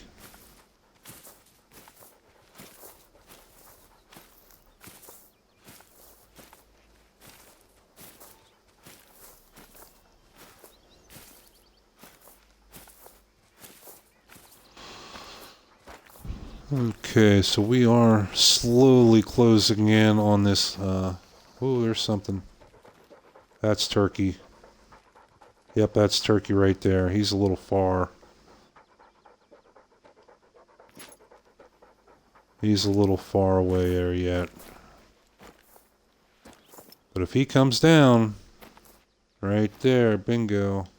75 meters. Is he going? Ah, little son of a bitch. Where's my 22? He's in the trees. And then that lag. There we go. Ah, we lost him. We lost him in the brush. And the lag, it can be a killer. It can be very frustrating. Bunny rabbit zone. 5 of them eating here. What do we got up here? What's this? That looks like something. Man, this lag. Nope, optical illusion. I could have... There's something. What is that? That's Coyote. 75 meters. We can take him with the air rifle.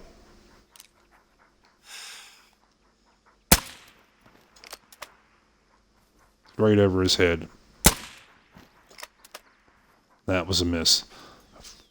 Frickin' lag, man. I hope they get this fixed. This is annoying.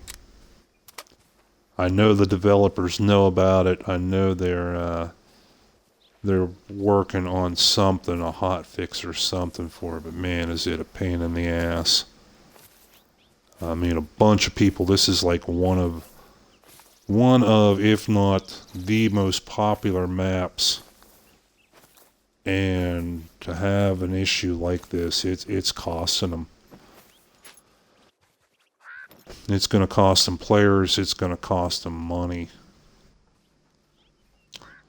So I truly hope they're working on it. Because otherwise, you know, it is a great map. So yeah, we missed that coyote totally. But that was a situation where the coyote was at 75 meters, but our zeros was 100 or 50. So again, what do?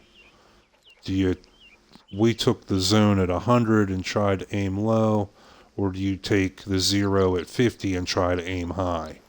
Either way, it's, you know, it's kind of a guess. And I'm hearing something. Gunner, sit down, buddy. Quit breathing so loud.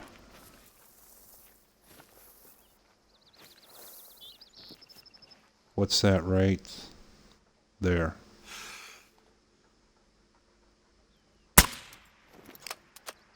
Boom, there we got him.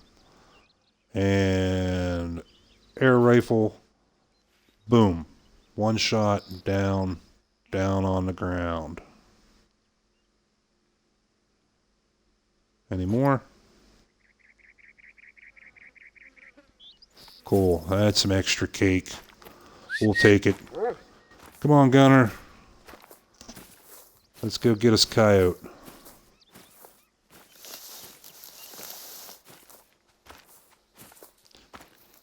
Yeah, when I played Rancho before, I never really explored this area up in here. This is a surprisingly wide little valley. The map shows very rugged terrain like we have here with these cliff sides. But this valley seems to extend a very long way up into here. Very nice little area to hunt. You know, we already saw whitetail deer in here. We saw turkey, coyotes, and mule deer up in here. Okay, find us our trophy. Find us our trophy there, Gunner. Come on, it's right here in front of me. Right here. Right here, Gunner. Okay, and he found it. Always want to try and keep getting him that free XP. Let's see how we did with this fella. Ooh, yeah, we lucked out, man. We got a great shot on that. Gunner, shut the fuck up. We got right lung, heart, and left lung, man. Wow, that was a luck shot. With that lag, Gunner, shut up, buddy. Made it very difficult to just aim. 64 meter shot. Female, so we only got the bronze, but 1,176 bucks. And that's that. When you get that heart, man, boom, even with a smaller. Okay, Gunner. Okay, we picked it up. Man, he can be annoying sometimes.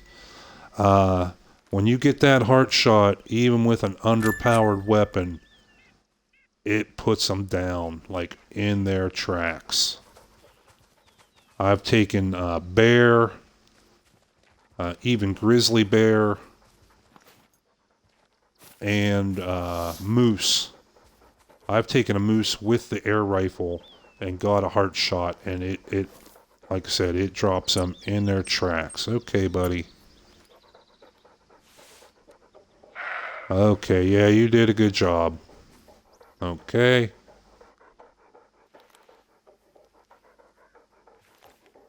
What do we got them deer behind us still? Okay, let's move it on out here. Let's reload.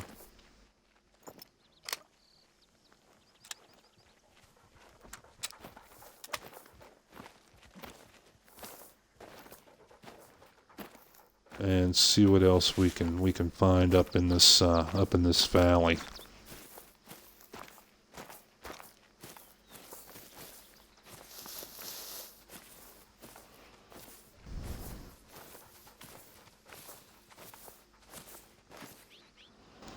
Okay, we're at 12:30 in the afternoon, so we still have about five and a half hours of game time for good daylight. Okay, now we're past the lag is finally over. How we doing money-wise? We're up to $15,000. Sweet. That is a very nice little start to saving up for one of the big guns. And there, I guarantee that's that coyote we just saw. Where is he at? He's at 200 meters. Let's try our wounded jackrabbit call. I think they'll go 200 meters. If we can't get him to come in, we can at least maybe get him to slow down. Stop and have a look back this direction.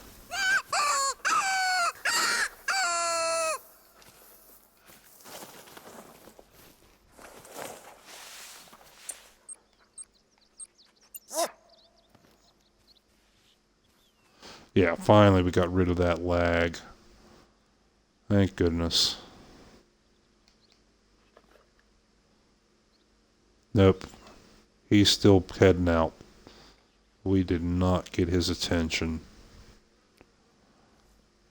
That's okay. We'll get him another day. If we don't kill him today, we'll kill him tomorrow.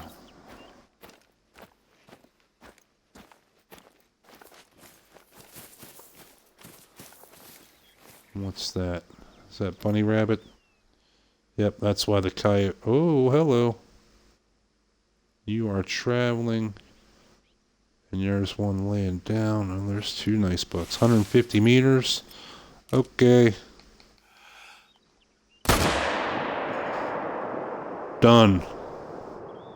Oh, there's a nice bunch of them up in there. Wow. Alright, I bet you they have a, seemed like there was some laying down there. So I would guess they would have a, their rest zone up there. So it was safe to take one, and hopefully we'll discover the zone as well as getting our kill.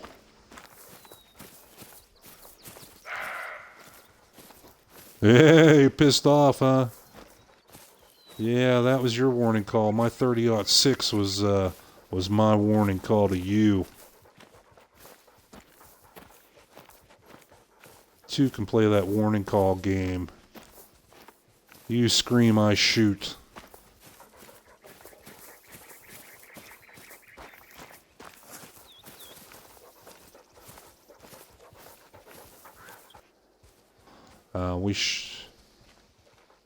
Yeah, we spotted him. Okay, so we do have a, I thought we spotted him, so that should have been the last one we spotted.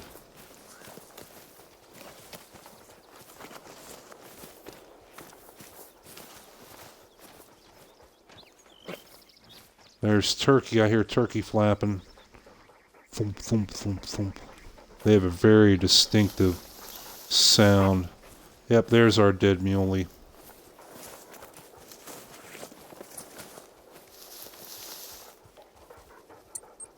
Yep, that was where we spotted him. No zone marker? No? Because I definitely saw a doe or two laying down. Ooh, that's a nice rack. That's a pretty nice rack. Liver, flesh, liver, stomach, and right lung. So there's our vital organ. He is a silver. 100% quick kill bonus. 100% harvest check. 145 was his trophy rating. And wow, it takes 222 to get a gold for them. So yeah, he was... Yeah, buddy. Okay. He was pretty far away from being a gold. Well, let's take a look here. Just in the off chance, I would have thought we would have found a rest zone here. But I guess not. Okay, now we could track this group and see where they were traveling to, but that's not what we want. We want to keep... Wow, it looks like this valley goes all the way up here. That's freaking awesome. We want to keep hunting this valley, man. This is some pretty interesting terrain, pretty interesting hunting. So we want to keep rolling with it.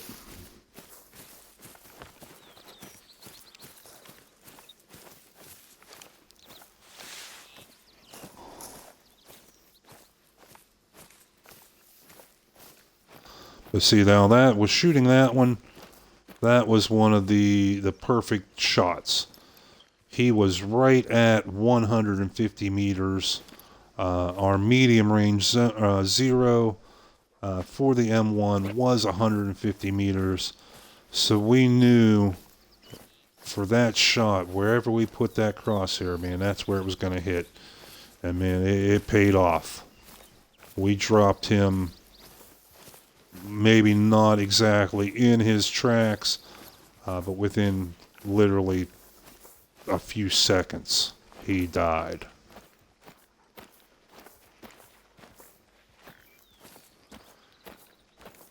It's the shots in between that aren't exactly at like your medium range, and they're not exactly at your long range. Then you kind of have to guesstimate.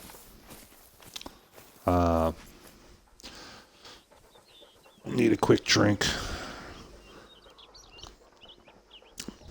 Now, we have mentioned in previous episodes there are 2 shooting ranges. One is in Hirschenfelten, and it is more designed for rifle. It has your paper targets that you can set from 50 meters up to 300 meters, and you can go in and practice shooting with your different weapons. And you can put targets at like in between short or between medium and long range, and see just how high you have to aim or how low you have to aim to adjust for that range. There is a second one it's one of the new ones. I think it's New Zealand, Tairawane, that has a second shooting range, and that has the big 3-dimensional targets that more for the bow. And you can discover them. Well, first you have to have the map, which Hirschfelten is included in the main game. So that one's a gimme. Tairawane in New Zealand you have to purchase as DLC. But you go in the map and start doing the story missions, and on both maps they bring it up as part of the story mission very early on, and you can go discover them and check them out and try them out. One huge benefit with the shooting ranges is that you do not use any ammo. You can go in there and just blaze away 1,000 rounds. You can sit there all afternoon and just blaze through the ammo, and it does not cost you one penny. Same with the archery range. Now you can use your bow and your crossbow on the Hirschenfelten range, and likewise you can use your rifle on the 3D targets in New Zealand, and it does not cost you any ammunition, whatever it is you're using, bow or arrows, bolts, bullets, it's all free. So that can be a lot of fun, just to go in there and just bam, bam, bam, you know, rip out some shots, get used to weapons, get used to the ranges, try different scopes. And they're definitely worth finding and checking out.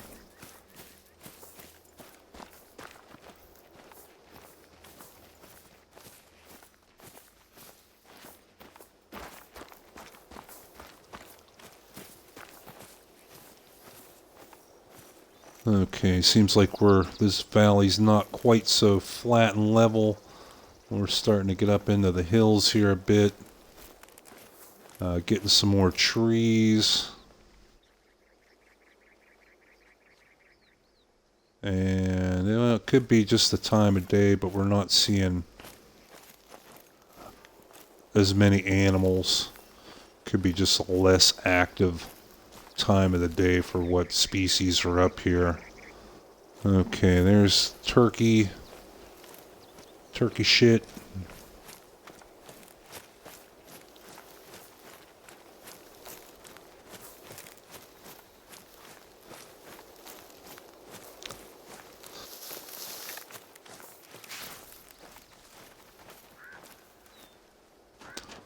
That sounded like turkey. Yep.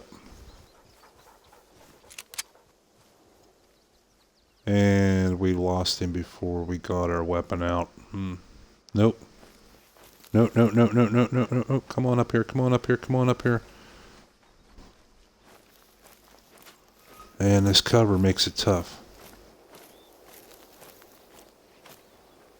See, for this situation, they are very, very difficult to see in the trees. They will nest and roost up in the trees. That's a big difference between the ringnecks. The ringnecks are either on the ground or in the air. The turkey you can find on the ground, in the air, or up in the trees. And so in this case, we might not want to be totally stealth, because we kind of want to spook him out of that tree. While turkey are more difficult to shoot out of the air than on the ground, they are very difficult to shoot out of a tree. So we are kind of hoping we spook him a little bit. We could even take a pot shot with the 22 and try and spook him with the noise.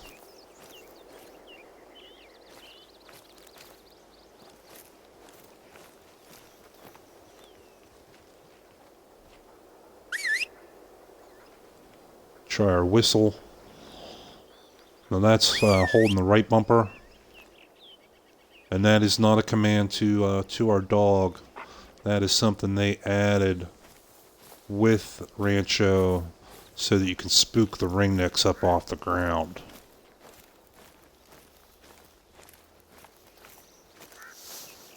Okay, I think we may have lost that turkey.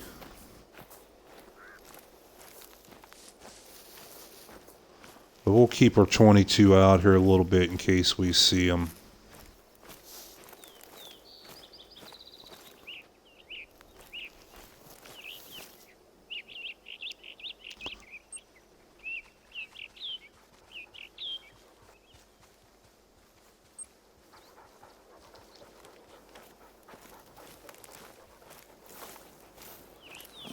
And like I said, we're not going to be very quiet because we actually do want to try and spook him.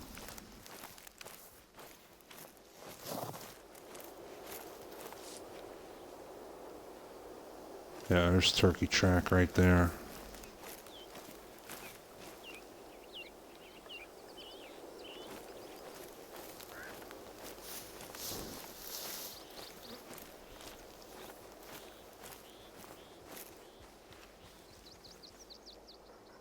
Oh, that's Gunner.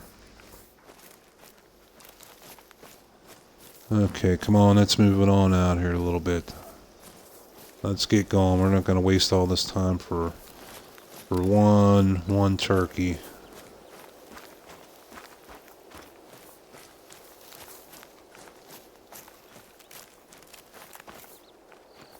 Oh, that was Gunner. He come looping up around there. I thought that was a coyote running. I was about ready to take a pop at you, Gunner. Even though we can't. You see, it'll say, it won't even let us pull the trigger. It'll say invalid. Man, he's all excited. He's running all crazy. It will not let you pull the trigger, and it will say invalid target.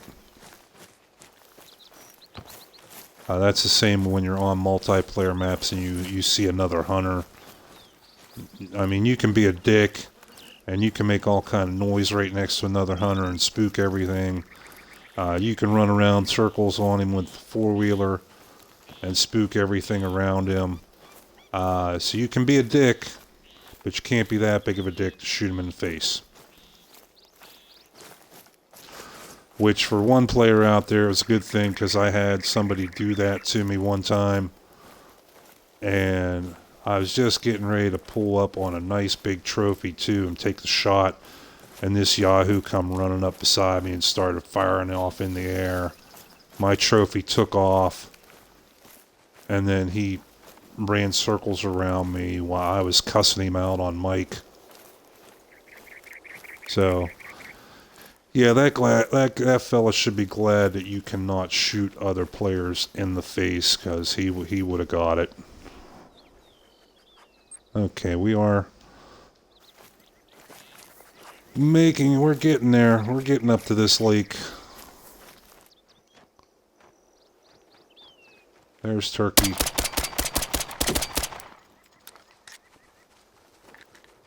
The beautiful thing of cheap ammunition. I'd say we probably didn't hit shit, but it was satisfying to rip off the shells.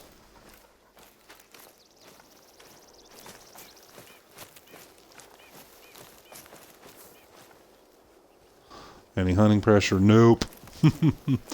Any blood trails? Nope. Any corpses? Nope. But having that same turkey fly over our head now 5-6 times. Yep. Yeah. It was time to let him know his presence was not welcome. And nothing will do that like dumping a full clip at you.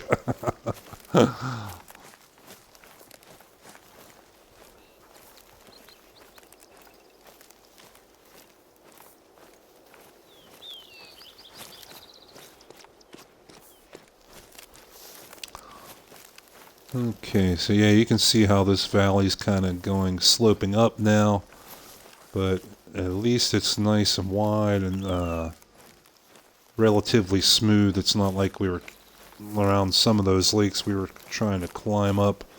Embankment's so steep, we had to jump and switch back and forth. This is definitely a pleasure compared to that.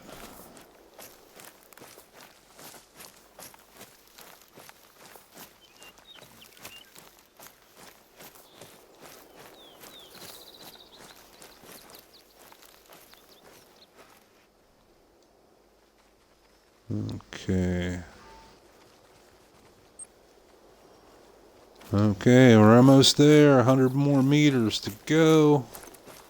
We will go ahead and switch back to our binoculars. Wow, this is even pine forest too. Wow, that's cool. That's something a little different than we've seen in the other places, the other areas of this map. I got stuck on a fallen log.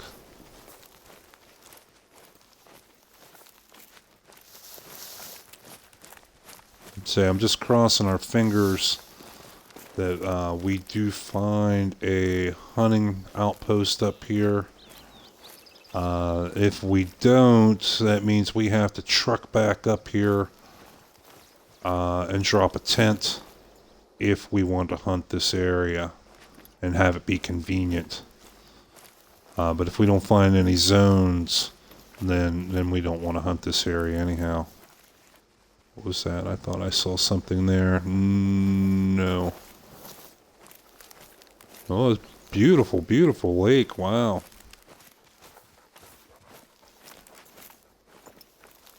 And looks like there is like another one of these little like lean-to. And another fucking turkey. Man, okay. Alright. We'll come up here with the shotgun someday. But as with the other hunting outposts we found, we have to get within... Oh, right there, right there. What's that? That's a bunny. That's a bunny. Here, bunny, bunny, bunny.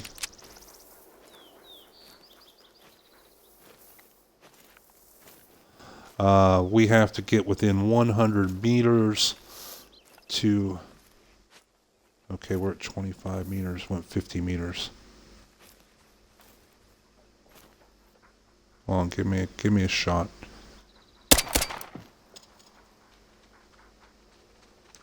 That just spooked that one, man. He is running. Wow, is he running?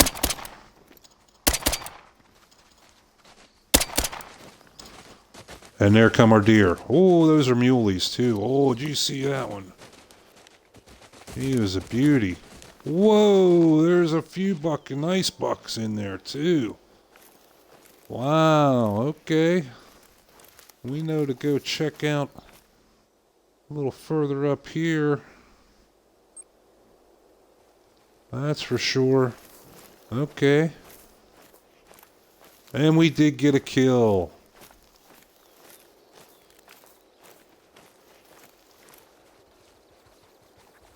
Shot him in the ear. Still killed him. 400 bucks.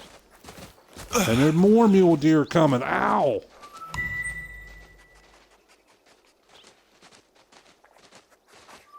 Where are they all coming from? There's still more of them coming.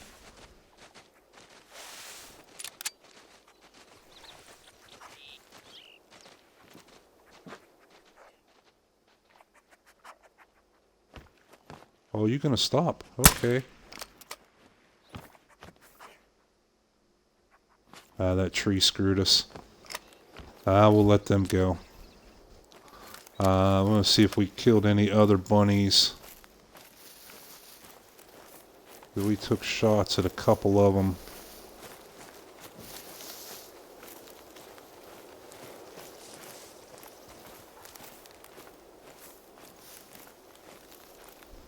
So we know for sure that mules come in here, mule deer come rolling in here. What's that right there? Another log. Okay. And we got us one bunny rabbit. So they are pretty, they're not so difficult kills for the 22, and they are a very quick, easy source of pistol XP. So your other option is to take the starter pistol that you can get, which is like a 357, and try to shoot deer with it, or coyotes, but they are extremely underpowered for those. Coyotes, yeah, maybe, if you can luck out and get in close. But the deer, man, you better have like a lucky shot. I found it's just a whole lot easier to grab up this 22 pistol and blast bunnies, ringneck, turkey, even coyote. You can blast with the 22. But you got to get a couple shots in them. It's not just going to be a one-shot kill for a coyote. But by having that semi-automatic, man, you can pump 2, 3, 4 shots into them very, very quickly.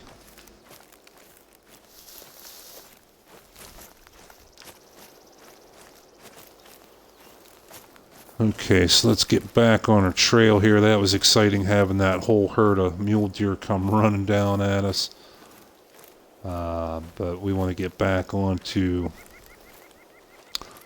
finishing up scouting this lake and trying to find zones. Oh, it looks like this valley does go up here a little bit, and right there staring us. Oh, okay. Hold still, motherfuckers.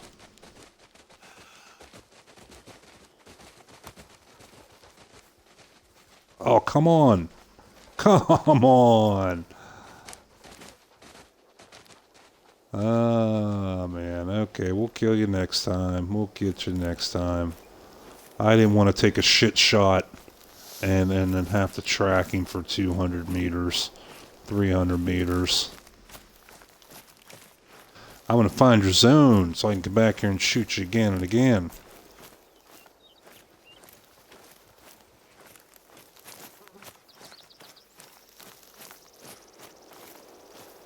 And here we go. This is what we were looking for.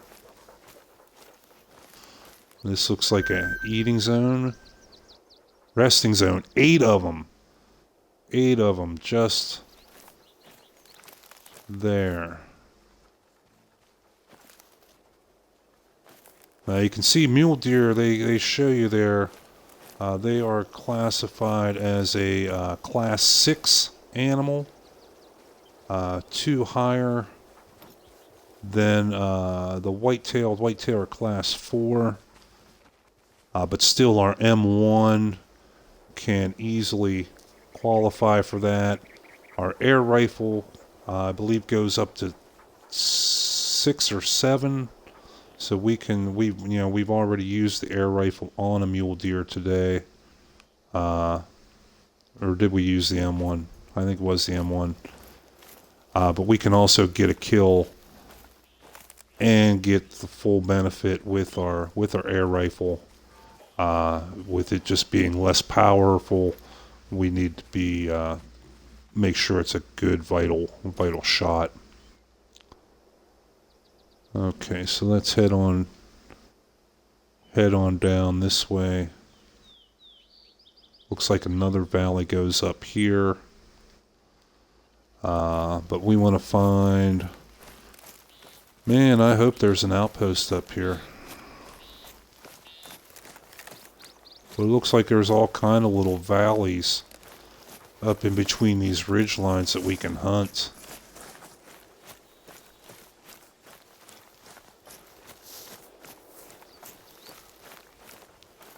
Yeah, what do we got here? Is this still part of that same zone? No, this is more bunny rabbit zones. Okay.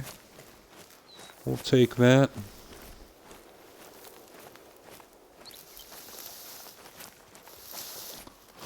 It's not the whitetail zones that I was hoping for, but, you know, hey. Mule deer will look just as good on a wall as a whitetail will.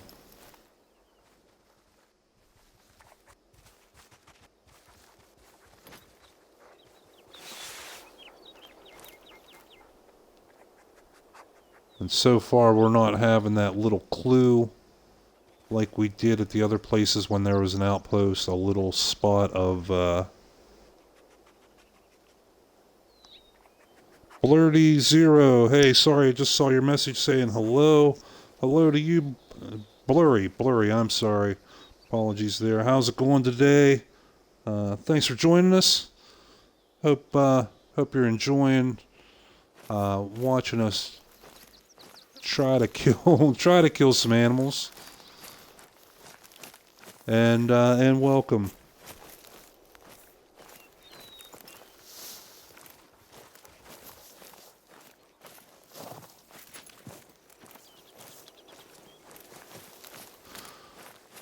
We're on Rancho del Arroyo here today, and scouting out the last couple lakes, looking for whitetail drink zones so that we can start a rotation of areas and start a great one grind.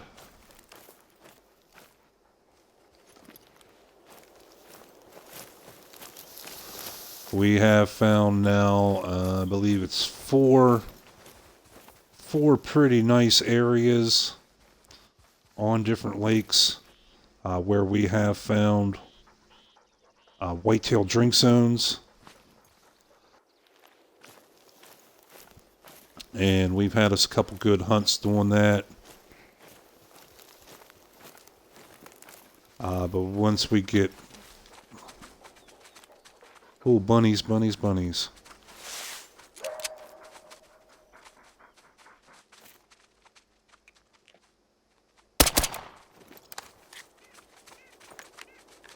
Ah, ran out of shells.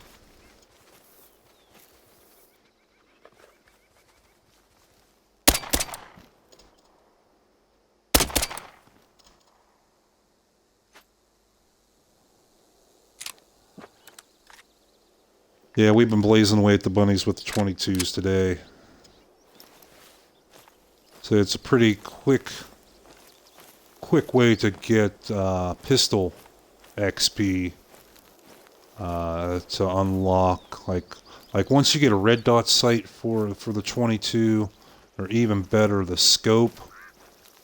Man, you can slaughter bunnies, and you start racking up major points with your pistol.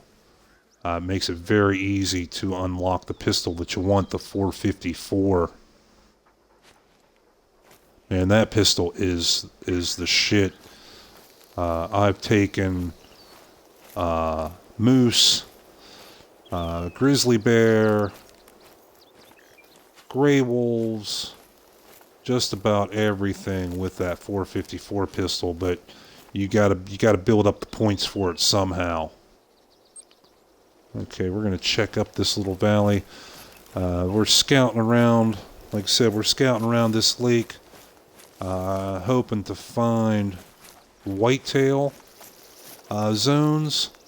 We did find a really big herd of mule deer with some, like, quite a few buck in it. So we'll come back another day and hunt them. But we're also trying to find a hunting outpost.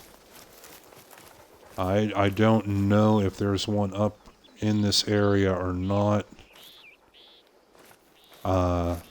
So that we don't have to walk all the way back up here again in the future.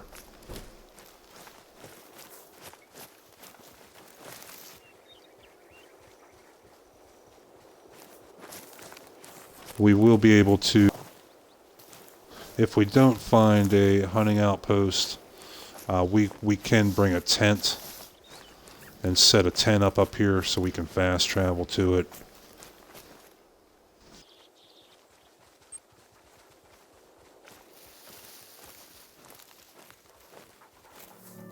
I've not given up hope of finding an outpost up here just yet. There are a few more valleys that we need to explore. But so far, man, there's turkey. I was just gonna say we found turkey up here. We have found bunny rabbits up here. We found mule deer.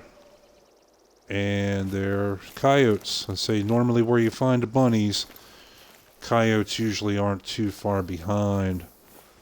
So there's definitely a nice variety of animals up around this lake, and as well the valley, this whole big valley getting up here was very nice. Very good hunt. We had mule deer and coyotes and turkey and all that down along there too. So it was worth coming up here. It'll be even more worth it if we can find that outpost. which may or may not even be here. As well, some Whitetail Zones.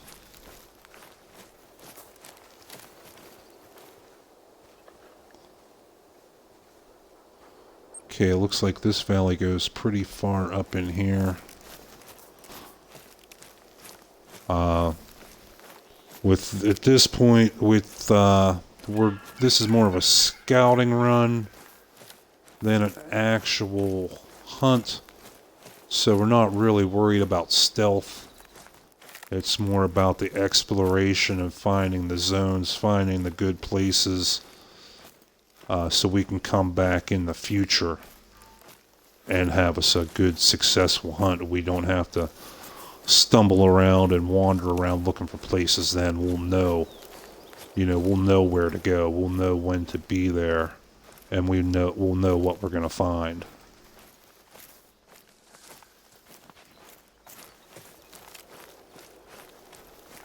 U.S. hunters love the glass terrain with binoculars, but if you find yourself in denser cover, tracking's the way to go.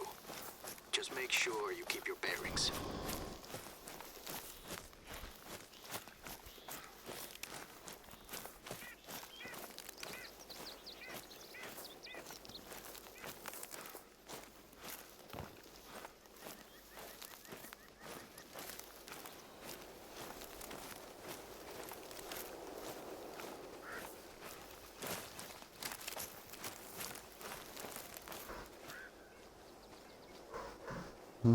Okay, still not really seeing any sign of an outpost. It's very possible that, oh, what we got right there, that's probably a lure object. Let's go check it out.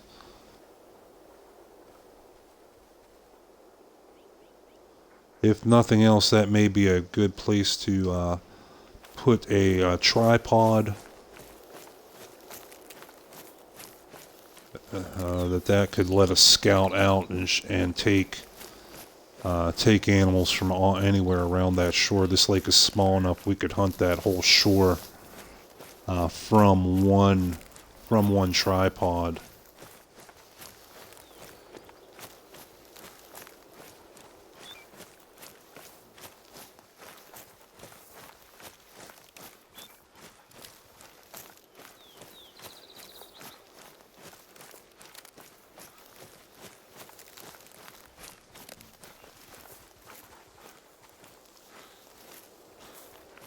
Here, was that more bunnies, or was that Gunner the Wonder Dog making that noise? It can be very hard to tell the difference sometimes.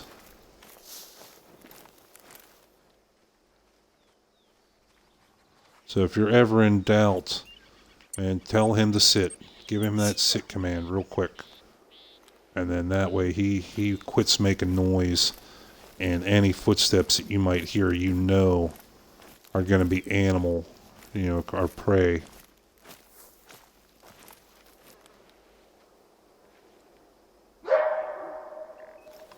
Yeah, I'm hearing, it's probably this coyote down here.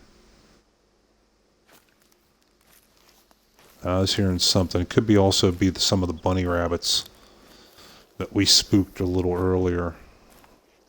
Yep, there's a bunny thump.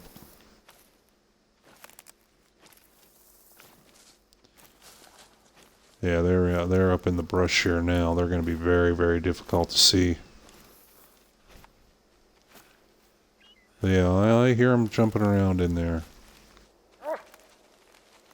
Right there's one. I think we just spooked them, though. We can try and get a shot.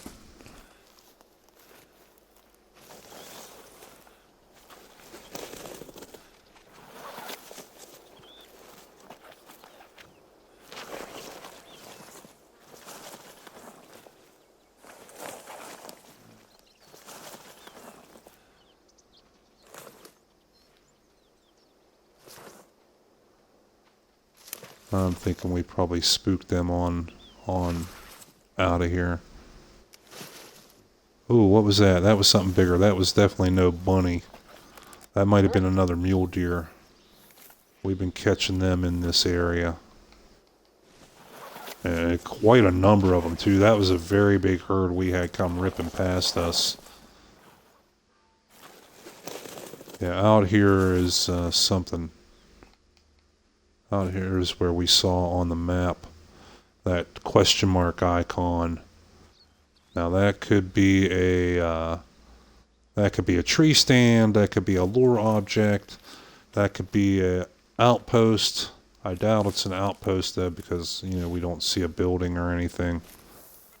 Yeah, there I see the stone, the little stone pylon. So that's going to be a lure object.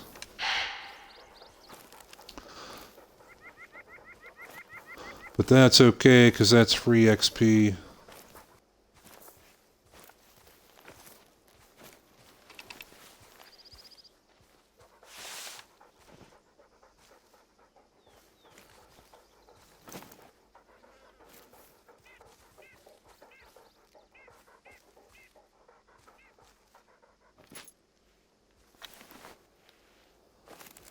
Looks like we're getting back into a little bit of the famous Rancho lag.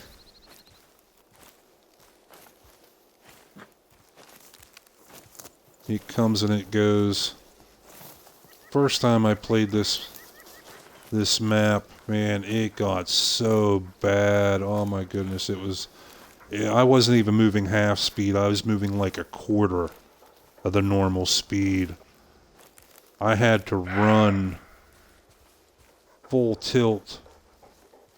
There's our mule deer. I had to run full tilt just to barely seem like I was walking. Hopefully that will be getting fixed here soon. Okay, we are in a spot where we can shoot something.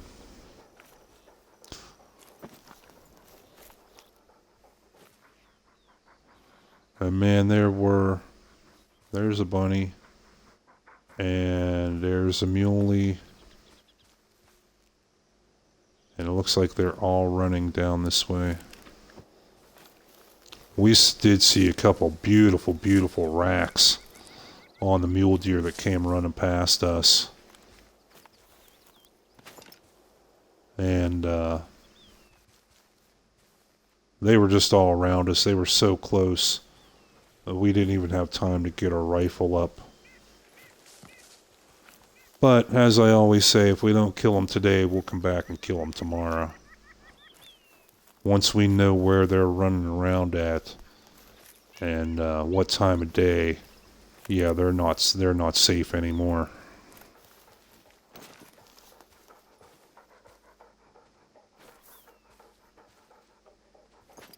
Oh, there's a couple bunnies.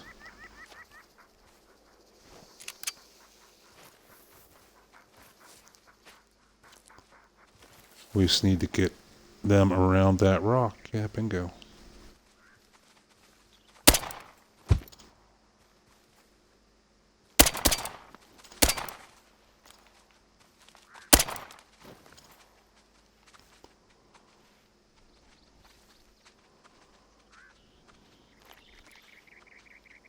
Hearing them, still hearing. Okay, there we scared them off. The beauty of a semi-automatic.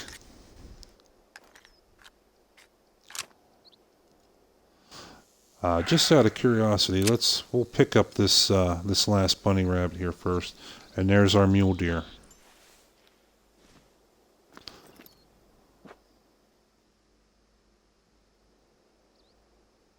And it's a doe. All right, we'll shoot you too. And that, yeah, nope. She's still going there. She's hit.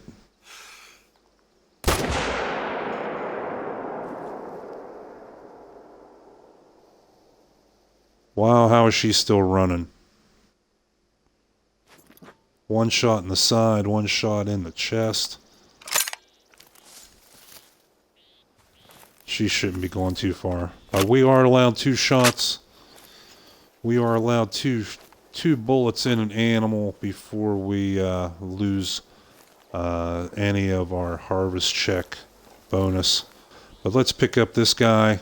Yeah, shot him in the butt. I want to check our codex and see. Yeah, we scored. Today was the first day we took a pistol out, and we're up to 185 handgun points, and up almost to $17,000. Good deal, good deal. I do believe that was the only bunny we popped out of that group. So with just open sights, it can be pretty difficult to get them guys. They're very small, they're very quick, and they are very camouflaged. But if you're patient and keep plugging away at them, literally, once you unlock like a red dot sight,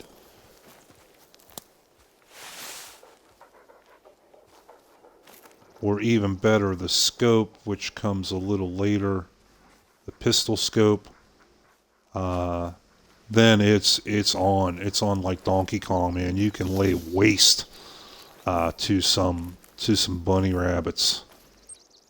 Okay, and where was that deer at? Should be right up here.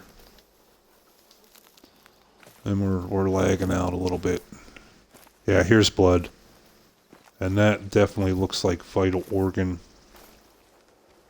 And that looks like a dead deer. Let's see if it's just, make sure it's the same one.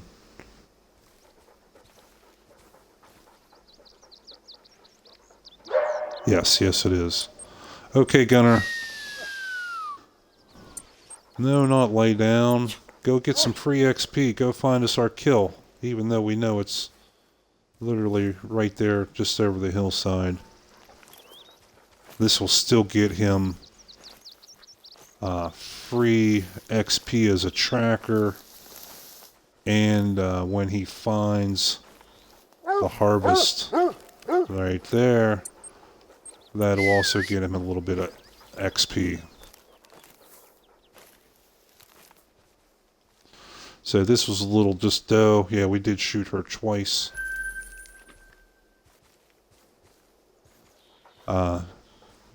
Just for the money.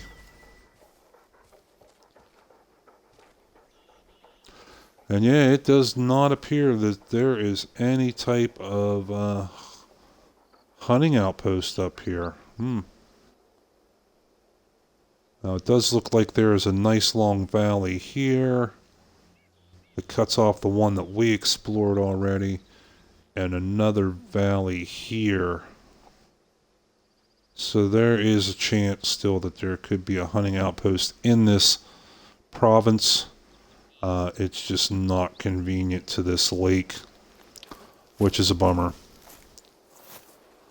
So if we want to come up here again in the future and take some of these mule deer, because man, there are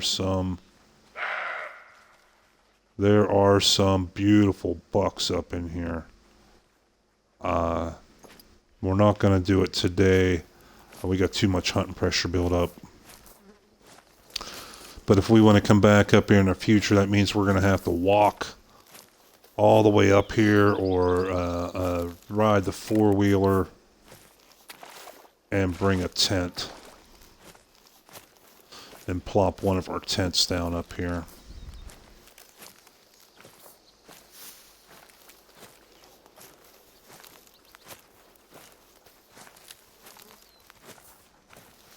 But it seems like we could very easily come out here and put down a tripod out in this little peninsula, this little area, and probably hunt the whole shoreline. What is that?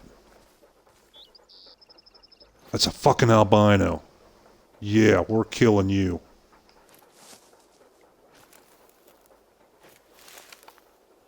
That's an albino male. 150 meters.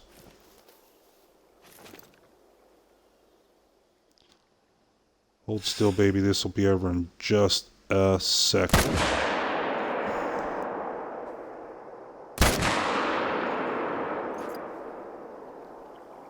And I believe I missed him both times. If we did miss him, that's okay. He will stay in this area. But we just found us a big reason to come back. That was our first rare fur type that we've seen on Rancho. Our first albino. Did we possibly get a chance to take a shot at him again?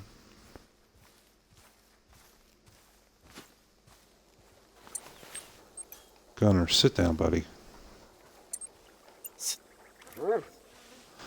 Now, if we didn't hit him, there is a chance he could come strolling back through here.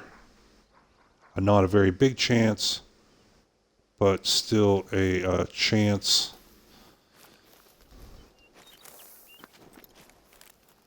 And since we know this is all a box valley, meaning it's blocked in on 3 sides, there's really nowhere for him to go. They're going to have to circle around and come back up.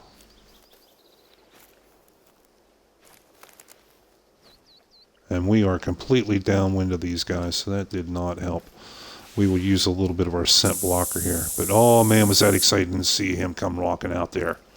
Wow, I saw some nice bucks when they ran past us before when we were up in this edge of the valley. But man, we did not see that albino, that's for sure.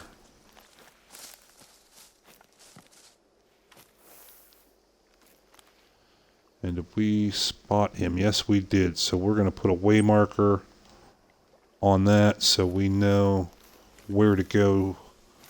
If we hit him, if we manage to hit him, we will find blood right in that spot.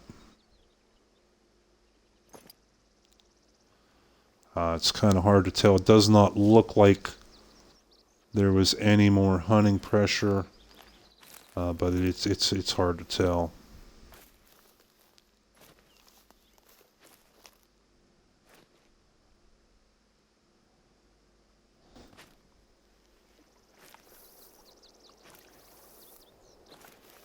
Yeah, we may want to come out here and put a tripod out on the end of this peninsula. I don't know much about the battles or anything, just that it was a big damn loss. Hard to imagine the course of history if Mexico hadn't ceded all that territory. Because those mule deer, they have a zone or 2 zones right up in this valley up in here.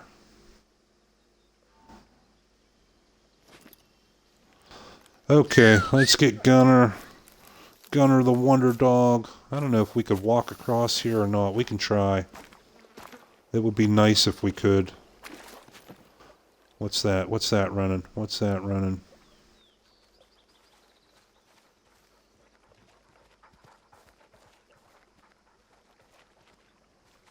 Okay, there's another nice male. But we want that albino right there.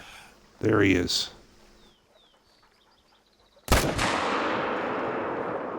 That's a hit. That's a hit.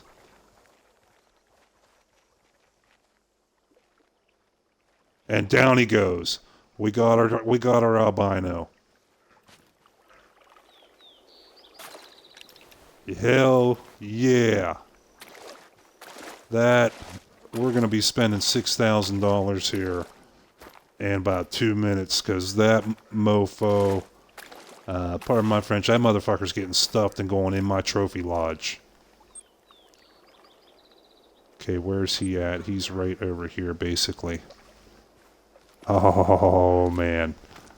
Yeah. And we did not delete any zones. Bonus. If it did, it was maybe a bunny rabbit zone. It's pretty bright pink in there. And we don't give 2 shits about bunny rabbit zones. But look at all the muleys that are running around up here. Oh.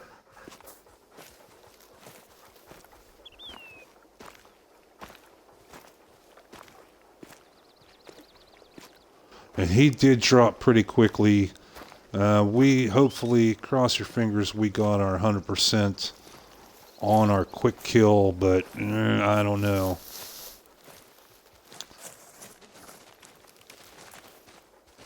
And there it looks like another one. That looked like a female.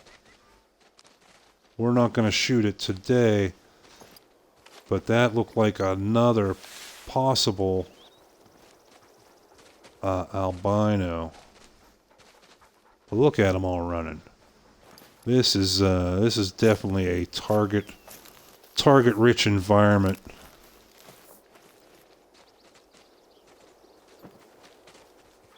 Look, man, they just walk right out in front of you. Incredible. Incredibile. Alright, so let's find our albino.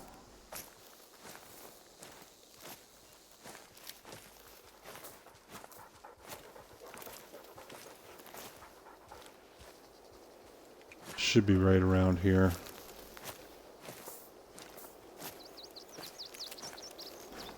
Is that it? Yes, it is. I hope, man, it really does look like an albino. I hope it does. I hope it is. Because some of these, oh, look at you. Because some of these guys they have some strange colorations. Gunner, come on down here, buddy. Let's see if we can get you in a picture. We're going to photo you. Sit right there. Good. Awesome.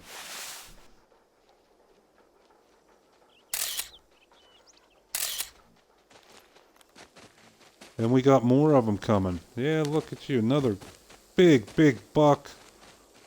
Another smaller buck. Oh, yeah, we can make some money up in here. But look at you. Look how beautiful.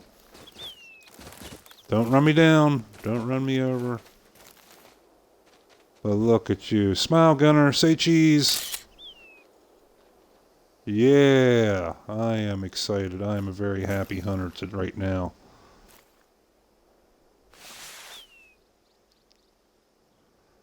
And okay, why can I not? There we go. Confirmed trophy. It's a gold. It's a gold. Flesh, left lung, right lung. One shot. 109 meters. $1,147. All our harvest checks passed. Quick kill bonus 100%. Oh, that was beautiful. 236. Yeah, he only made gold by 10 points, and diamond would have been very, very much higher. Okay, so what we were saying before, we mentioned about taxidermying, stuffing animals, and putting them into our trophy lodge. You'll see down on the right, bottom right, we can taxidermy it. 4,500. Okay, that's better than $6,000, what it used to be. We can taxidermy it right now, stuff it, and throw it in our lodge, or we can save the harvest if we didn't have the money. But you can only save, I think it's like 10 animals. We are going to spend that money and push Y. Boom, taxidermy complete. Like almost 3 hours now. So we are going to take a short break. We're going to close out at least this episode. But we will be back. I think we're going to go ahead and do a second episode today. So we will be back in probably about a half an hour. Take a little rest. Grab me a cigarette. So, again, I'm the Gray-Haired Gamer, your host. Thanks for joining us. We did have one new viewer there today, Blurry. So, personally, say out to you, thanks for stopping by. If you do have any questions or anything in the future, feel free to put them in chat. We had one of our returning viewers, Turnstile Champion. Thanks to you for coming back time after time, man. He's one of my diehard viewers, and we really appreciate both of you guys.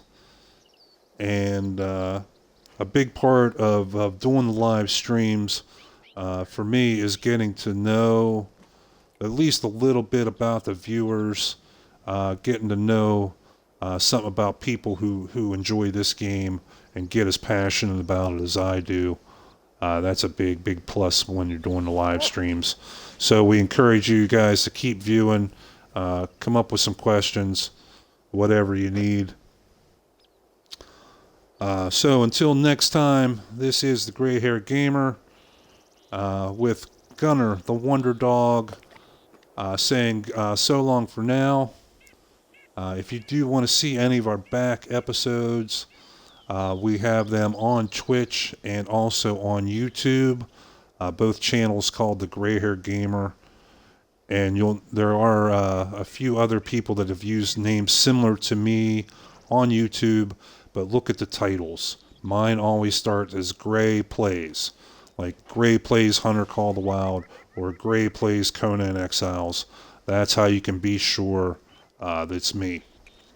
We would try to pack every episode with a lot of good information, tips and tricks for new players or experienced players alike. And if you enjoy the content, please consider giving a thumbs up, a follow, a like, subscription. Every little bit of your support does wonders to keep this channel going. And as well, we are not monetized in any way, shape, or form. So if you want to make a more tangible donation to the channel, you can. Just go to paypal.me/grayhairgamer. That's Gray. I know some people spell it with an E, but Gray Hair Gamer with an A, all one word. And you can make actually a monetary donation to help keep this channel going. So until next time, thanks again for joining us. And we will see you back. We're going to do a second episode yet today after a short break. And until then, Hunter, keep your eyes on that prize. You never know where that next diamond or great one, or in this case, albino mule deer is going to be. So we will hopefully see you then. Take care.